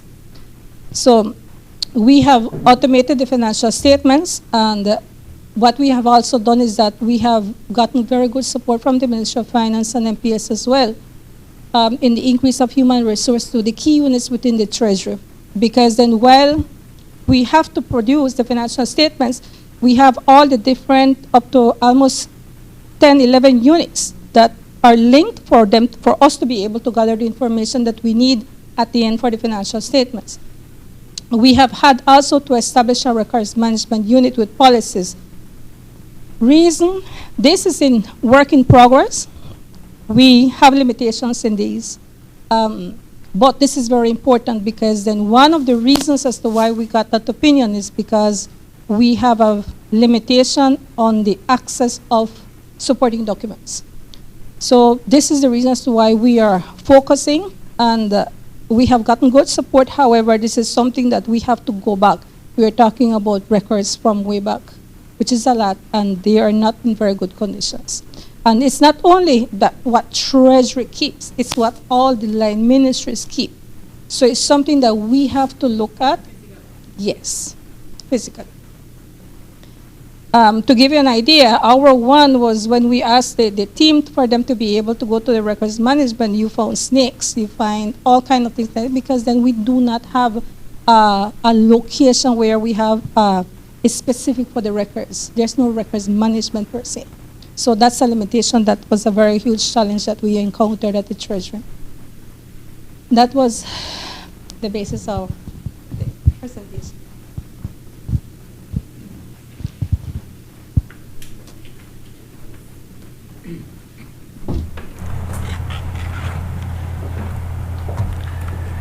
Thank you very much, Ms. Miranda. Mr. Dolores, do you have any questions? Senator Chanona? Thank you, Mrs. Miranda. Appreciate your time. And if memory serves, you also have an impressive career with the public service. How many years under your belt now? 32 years. 32 years. 36. Congratulations. Thank you. Mrs. Miranda, the General has just advised the committee that it would be prudent for us to ask what areas of support, following on your last slide in terms of health, citing technical support and other support. Can you be a little bit more specific in terms of what recommendations or in what way this committee as a joint committee can be supportive given our mandate and our role in supporting your work? I do believe that one of the most important is our human resource. While our office space is also very important because you have to have the number of units required. What we lack is like what I mentioned, for example, quality control. When we produce statements, somebody needs to check it. Internal audit, because then we need to catch up whatever is happening before the Auditor General can come to us and tell us something went wrong. While we have units that they have a responsibility, they know what their mandate is, they are held or they can be held accountable through the financial orders because that is what governs us. We need to make sure that that is being followed. We need to have the operations, we need to have the policies, we need to make sure that there is adherence and that there is compliance. What we have found out is that generally, even at the level of the finance officers, we have a huge challenge in having or retaining finance officers that want to remain at the Treasury because of the volume of work that we have, because of the responsibility that comes with being at the Treasury. While the finance officers at the other line ministries, I am in no way undermining what they do because they do have a lot of work as well. However, for the Treasury, it's very unique because in a line ministry, you deal with payments. It's like an account section that they would have. However, at the Treasury, we're talking about we have to deal with wire transfers. We have to with international wire transfers. We have to deal with debt servicing. We have to deal with the posting. We have to do with the approvals of large payments. In every section that we have is very unique. So we would find out that once you start to hold people accountable, okay, it's easier for me to just leave. Just ask for a transfer, let me just go. We have a challenge with that because by that time, there's no continuity in the work that has to be done, and you still have to go back again. So if we have that quality control and then we have the internal audit, then it's going to help us because anybody who comes, then there will already be these manuals, procedures that they will have to follow. But we do have a high turnover of staff, and that is very dangerous. The ones that remain, however, if they're not performing, we have to go through the public service. You have to build a case. You find out that today they're not perfect, they're not doing they simply do not want to comply. You still have to take time, natural justice, you have to go through the process. It takes time. And it is consuming because then well, the work that we have doesn't allow us so that, okay, we have to be taking this case today, let me take it. When we take cases, for example, if we have fraudulent activity and we have to take the case, you have to conduct your investigation, you have to write your report, you have to make sure that you defend it, that it was a fraudulent activity, and then you have to make your recommendation. It goes to the public service until it reaches the commission. If it reaches the commission and the outcome is not as what we expect, then that's another challenge as well, because then nothing was done about it. So the human resource aspect, in one answer, that would be our challenge that we have. And sorry, just to dive a little bit deeper in 2 points on that response. So you as the Accountant General, you don't have an IA or you don't have somebody that's doing this. You have to leave what you're doing and then you go and put together these cases when in your department there's We have issue? to do, because then I am the accounting officer. Okay. So while I get the reports, I still have to be the one to submit as per the regulation. Okay. Mhm. So even in terms of supporting your office in management for your Yes. your unit. And then I Yes. didn't hear you say payroll in your list of functions, but We do payroll. We are in charge of making all the payroll payments to all the public service. so just to give again frame for those listening in terms of when you say treasury, this is the body, this is the basket that gets all the money in and then sends it back out as approved by the budget? Well, How it would is you the frame budget. The budget releases to the different line ministries. When the line ministries, they make the payments, then it's sent through the Treasury Department. It is through our accounting system. So while the line ministries, their finance officers approve payments up to 50,000, less than 50,000, anything above that, it must carry a third approval from us. So that becomes our responsibility as well. But we do the processing of the payments, because then when they make the approval, when it reaches to the complete status, then we make the payment through the uploads that we do through the central bank. Now, in previous occasions when we've had opportunities to engage in this way, you've made the point that you can only work so far as the information you're getting, and then the Auditor General tells us, well, I can only work with the information that the Accountant General. So where are we? Where is the gap happening? Where are we falling down in terms of making sure that everybody has what they need and everybody's doing what they should be doing? Okay, it has with the line ministries, and also what we get for us to be able to actually comes from through the Ministry of Finance. We get through the Ministry of Finance and we get through the support through the line ministries. Any payment that has to come, any contract that is signed at the ministries, they have to provide us with the copies. So the challenge is for us to be able to get the supporting documents. At that point, again, as I highlighted, was in the records management that we did not have a copy. However, if the Treasury does not have a copy, the line ministry should have their copies. What we have encountered is that while the Treasury did not have the documents, we don't know if we didn't have it, but because of the conditions that the records were, they were unable to go into all of those. We have a large building with documents. It will take a long time. If it is there, it will take us a long time to actually be able to capture all of the documents the way they want it. Okay, I'll come back to that later, but just in terms of how we're getting here, because I hear you saying that within your department there's high turnover. I don't know, does that mean we're asking one employee to do the work of three, or what is the burden of the work that's contributing to the high turnover of staff? I think that what happens is that when officers come here, if it is a new entrant, you can mold them a little better. When it is another officer that is rotated from another ministry, if that officer has gotten used to just being able to do probably just invoices, that is what they will want to do, but that is not just what we do. It's different. If we do any invoice, it is at a higher volume. Or if we do other things, as for example, we have to do the posting of journals, and that requires that you understand what the transaction is for you to be able to determine how you do the posting. we have to do approvals, we have to do the pensions, we have to do payroll, which is keying in information of an officer into the system. You calculating salary review, doing different calculations. So it is not really just one. No, we do have a lot of officers. However, what we are saying is that the nature of the work that they do is a bit different and requires a little bit more of their dedication and interest. I see. Mhm. Insofar as where we are now, and before I forget that we table Chair as part of the committee, I don't know if there would be any objections to taking up on your offer to share the letter from the Attorney General's Ministry in terms of the Sure, I will just multiple confirm. statements. I But can do that. Mhm.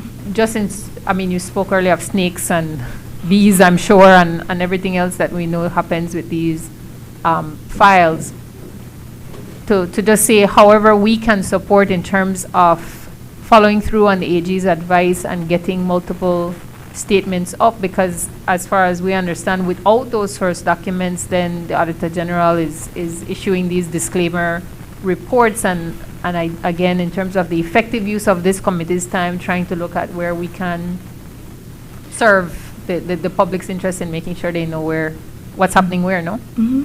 Mhm. We have tried our very best because we understand the need for us to be able to review. What we're looking for is that we're not saying we will not do it. However, it's a little bit of a challenge because then while you have the same amount of officers, then we are asking them to do for years that they do not have the information, they have to go and do the research. The same process that the Auditor General is doing is what we actually have to do. We are talking about 10,000 entries in a bank statement that you will have to reconcile, while the 10,000 is also happening and more in the current. So we do have that challenge that they are the ones who have to do. So what we have to do is that we had to do a plan. And that is the reason as to why we needed additional staff, because other than that, we cannot complete it. And whatever we complete is really because then we need to move on. We need to actually be able to do. All the information that we gather, all the information that are on the statements comes from our accounting system. We do understand that because the information in this system was what officers entered in the system through the payments that they did, it needs to be monitored. We need to find out, we need to verify and confirm that what we're giving to the Auditor General is supported by the document that gave them the authority to process a payment. Thank you for that. I yield, sir. Minister Musa? Thank you, Chair. Thank you very much for your presentation, Ms. Miranda. In terms of the staff, the additional staff that you require, could you give us a ballpark figure in terms of how many additional staff would be ideal for the Accountant General's office? What particular positions, whether it's accounting officers, FOs, and do we have a ballpark figure of what additional that would be on the annual budget for the additional staff for your department? Okay. We are working on the restructuring a ballpark figure for us to be able to make sure that we can restructure. What we're talking about is that definitely less than 100,000 that will give us the additional 2-3 staff within the units that we would like to create. That is important because then when we did the financial statements, the same officers that did the financial statements, then we produce the financial statements, then we have to do the testing. We have to do the verification. So if you miss it at first, we're hopeful that you will catch it at the second, but then if we had the compliance and the quality control, then they do the verification. So you separate the duties, and that is what we do not have. So speaking, right now what we are looking, what we really would like to get the support is the additional creation. However, we are sure that we can get that support. However, where do we put them? We cannot put any more officers within the office space that we have in Belize City. So that is our greatest challenge that we have. We have been trying, we have used even our conference room right now became the financial unit. because then we do not have space. So that spacing will have to be something that we have brought out. However, at the same time, we are dealing with, what we did is that we requested the relocation of the sub-treasury, the records building here for Belmopan, because that is where we have the greatest concentration of the records, because this is where all the ministries are. So what we have managed, we got approval. We're supposed to be relocating in December if all goes well. It's again, the approval came from the financial secretary because he understands. He has seen the conditions of the records the way they are. So we do believe that we are going to get it. However, why we have not gone ahead and pursue it right now is because we have to find first a space and then we can bring them. But it's something that is already being requested so that in the time comes, we will definitely have to. Okay, thank you. And in relation to financial statements, for example, we're currently reviewing a report from the Auditor General for 2015 to 2016. We understand the difficulty of obtaining source documents, especially when there is such a long delay. So 2017 to 2018, or 2016 to 2017, which would be the next Auditor General's report. Are there the same issues with source documents? And if so, up until what point do we have these issues with source documents? 2020, 2021? Because as time goes on, it seems that these documents are going missing. Yes, from what we have done, from what we have found out, all the way 2019, 2020 is where we have this issue, a similar issue. After 2020, 2021, we have started the reconciliation of those, and we were able to gather a little bit more of those. So we do anticipate, no, we still have to wait for the Auditor General to tell us, all right, we need this and we need that. So what we have had to do, because then we still have to present the Auditor General with what we have done, the action that we took. So what we are doing is that we are formally requesting from the ministries the documents so that if they respond to us, that is what we will present. Because other than that, it will continue to be an issue on the financial statements. Thank you, Ms. Marana. Honorable Hillock. I would just like to thank the Accountant General for coming today. I have no questions. Thank you.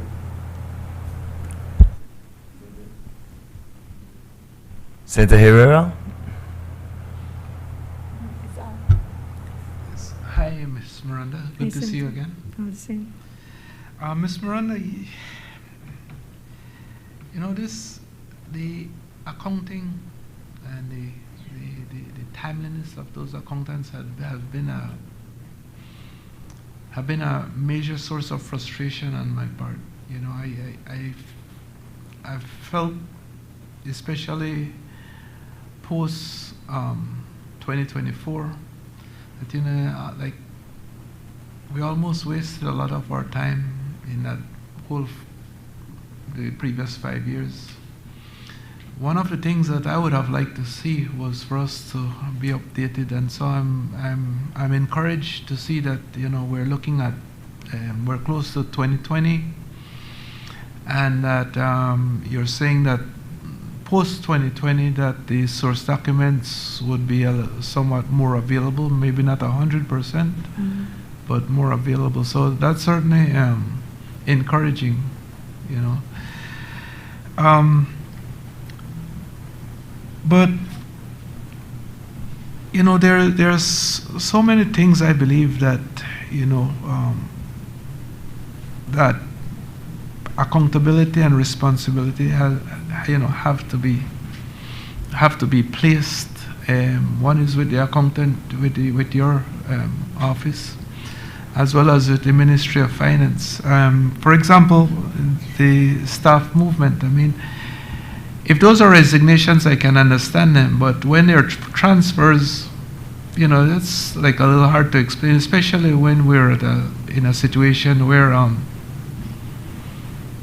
you know, we're backed up. You know, this committee has been behind you for a long time, behind the Auditor General for a long time. Who would be approving, what percentage of those staff movement that you mentioned earlier would be resignations and what percentage would have been simply transfers? The majority, 90% are transfers. Transfers. Mhm.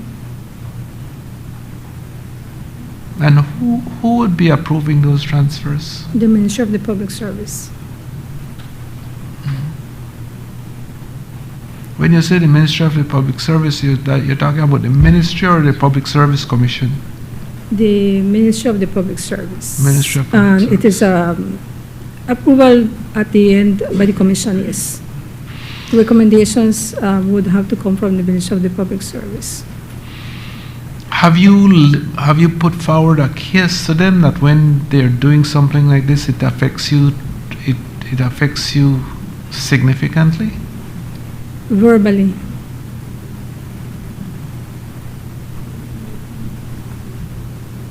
But it is something that in all the cases that have come up that we have had to write about, that is one of the recommendations that I place, but that is what I can do at that point. I can recommend, because then at the end it is up to the commission to decide what is the outcome of that case, in every case that we have.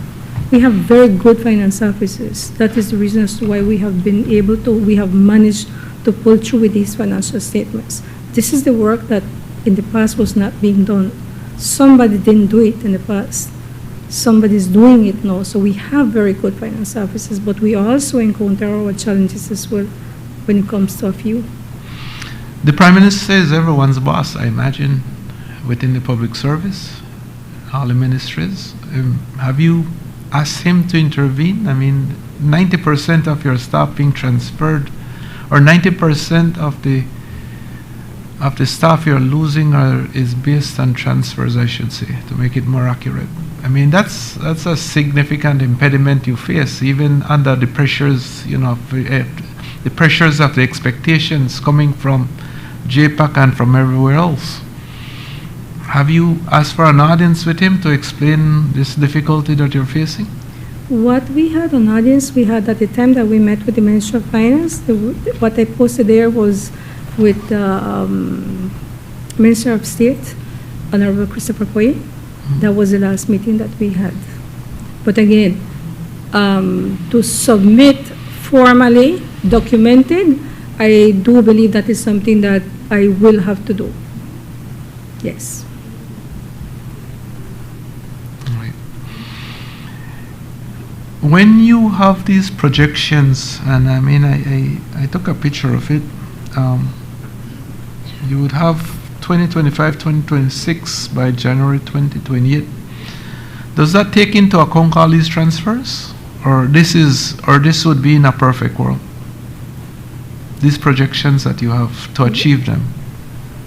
I do expect that because of the training that we have gone through currently this past 6 months, the finance officers that we have will want to remain, but it's not a guarantee because they are transferable. Unless we close the treasury as technical, then they will not stay. What is your attrition rate? I'm sorry? What is your attrition rate?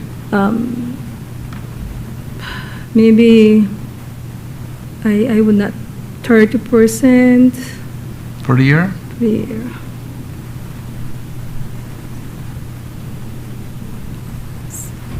But Yeah. it's officers are transferable. So the only way would be a restructuring of the treasury, similar to BTS, DAC service, where the officers, they follow within a structure where they are for the development, for promotions.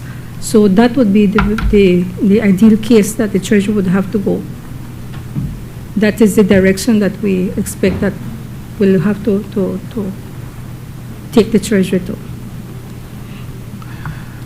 How much control do you feel you have of your department? I know that you said that, well, the transfers are beyond you. I mean, is anything else in there that affects you from a control standpoint? Perhaps the challenge and the control that we would have is that I do not control the actions or the recommendations that, for example, come from the Auditor General to hold people accountable. It is a process. So while we have the control to say, okay, this is what happened, so we can we can confirm what happened. What happens thereafter that is where I do not have the control. And if I do not have that control in that, then that means that I still have to have a person there that is that is innocent until we find them guilty. So in other words, it's because of the system, it takes time for us to actually be able to, okay, if we found a discrepancy, something, we let the person, we remove the person because then it's a threat. But we cannot do that until due process is served. So while I can tell you that, okay, we can have the control, the Treasury does have the control, we can find out, but unless the case completes and there is the Commission decides on what is the penalty or what is the outcome of the case, then we cannot do anything. We continue to have the officer. So that is where you see that your control again. Yeah, yeah. It's a difficult situation. I can give you a very good example. We had a cashier. The cashier removed an amount of cash. She's the only person there.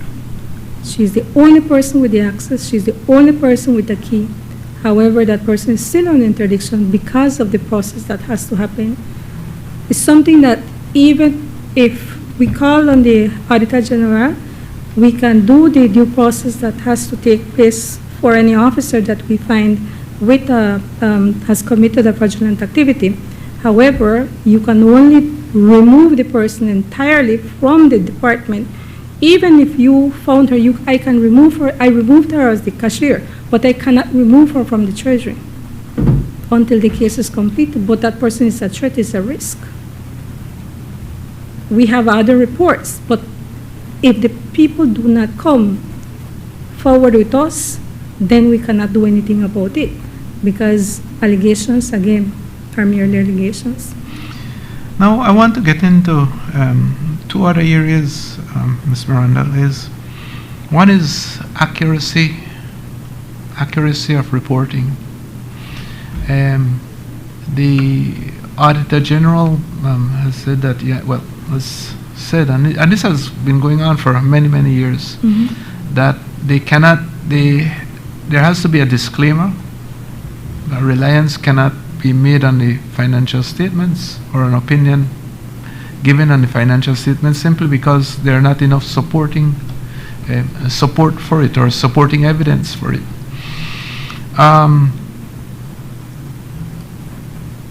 Do you see that you mentioned that you see that improving after 2020? After 2020, do you see us getting at least better opinions, more reasonable or decent opinions on the auditor, on the accounting system, I should say? I do believe so. I'm positive that we are going to be seeing better opinions on those statements. The reason is because then we already have now the unit that is working. While we worked and we were able to get information to produce the statements, we couldn't get the supporting documents for us to present to them and to the Auditor General to tell them, okay, this supports the figures that you see on the statement. For 2020 to 2021, now we have the unit who is already doing the reconciliation part of it, getting supporting documents. Again, the records management that we have had to actually have a separate unit to actually be able to go and get the physical financial statement, the documents for the transactions that happen. And there are boxes and boxes of supporting documents that we have. But all your storage and that type of thing has not changed. I mean, we have made good improvements on them, good improvements on them. Yes, because what they're doing right now, what they had to do first, clear up the area.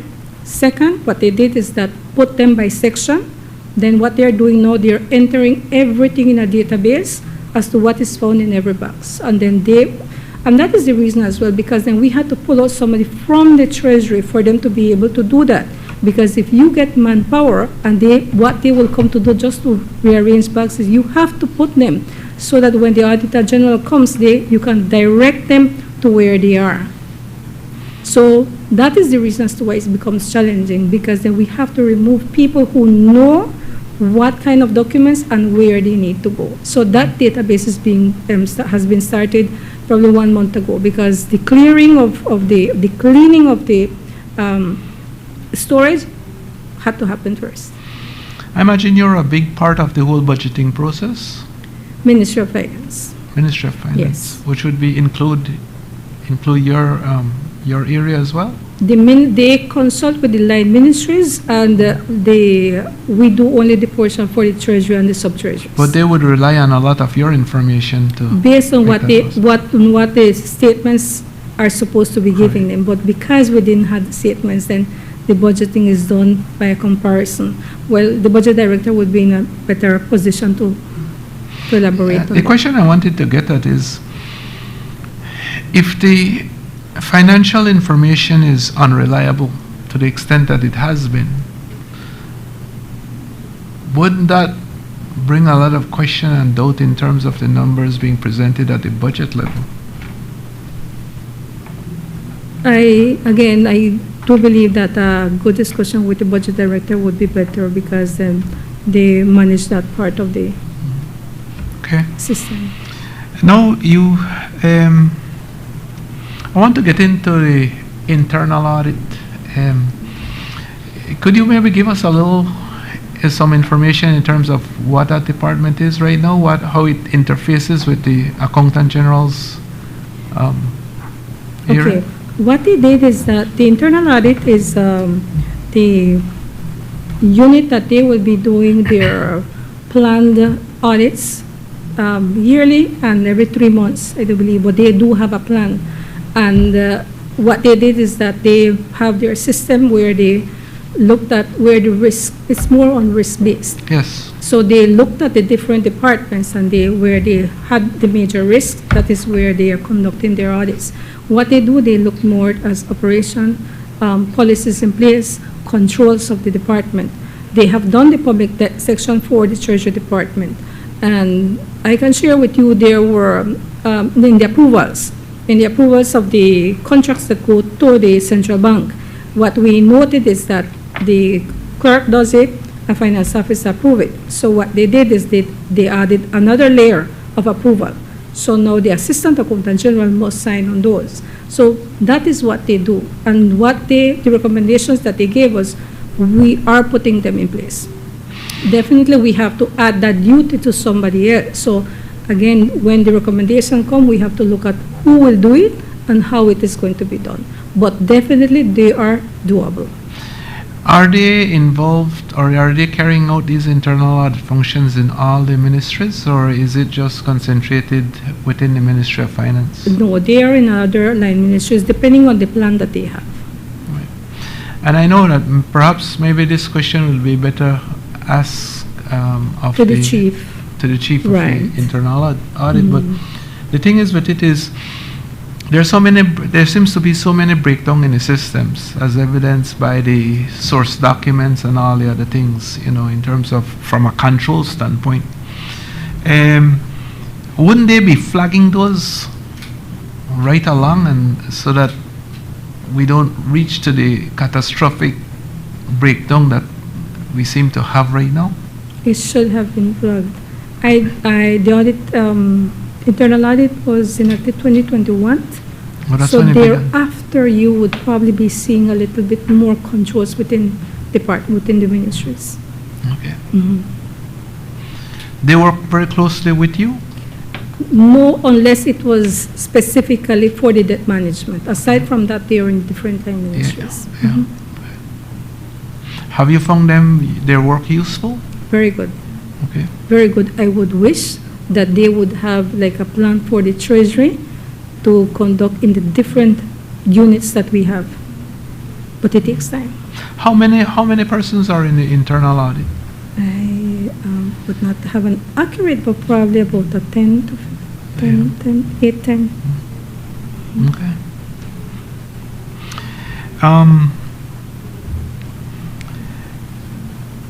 Yeah, it's important because you know, a lot of systems and processes, procedures, controls are in place, but it's important that the internal audit function keeps the integrity of those processes by examining them and pronouncing on them, and so that's an extremely important function. So I'm glad that it's functioning. It is. And I would hope that it would be in each ministry on a permanent basis, so that you know, to look at things that, especially like, for example, some of these problem ministries like Ministry of Natural Resources. I mean, perhaps all of them should be in that ministry just to see what's going on in there. But I'm saying that it's encouraging to know that at least you know, you all have the nucleus of what perhaps could be something bigger. Yeah.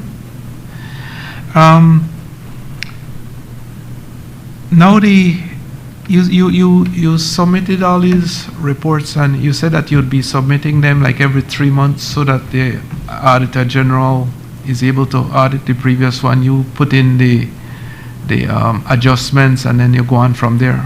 That by law, that is what we have to do. Within the 90 days, again, it's not applicable. So what we are doing is, as soon as the Auditor General finishes, then we submit. However, we cannot consider that timeline, because then when she has submitted the report, then we have to look at the recommendations, we have to look at her findings, then we have to address it. So when we submit now, we have to go back and adjust and make adjustments, and then we resubmit. Well, we have them ready. For example, what happened with 16-17. We submitted 15-16. Now that we got her recommendation findings, we went in there, we found out what we could have adjusted, then we made a resubmission.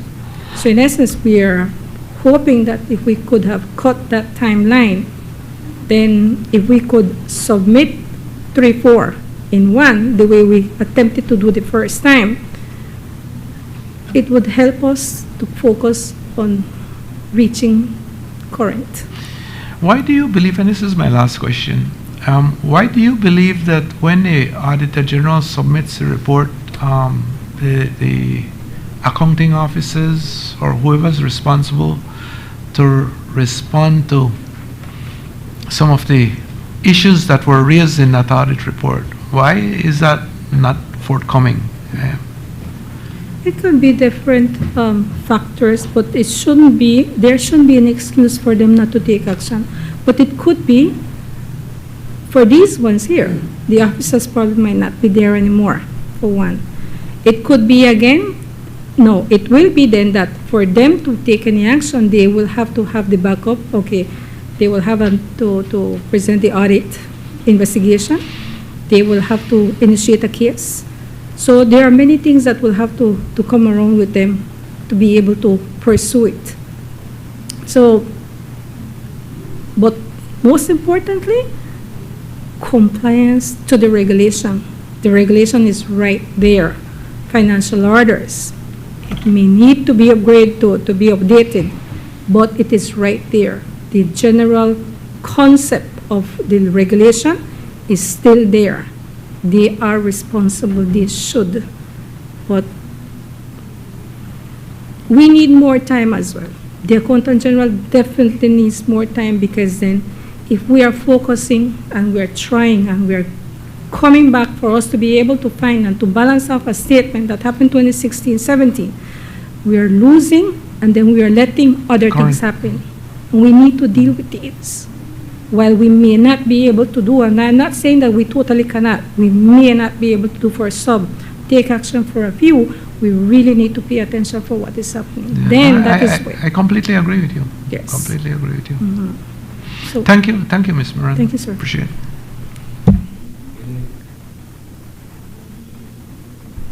Any follow-up questions, members? Well, Ms. Miranda, I thank you very much for your time and all the information you have given us. And thank you very much. Thank you so very much for your time. Thank you. Thank you for the time.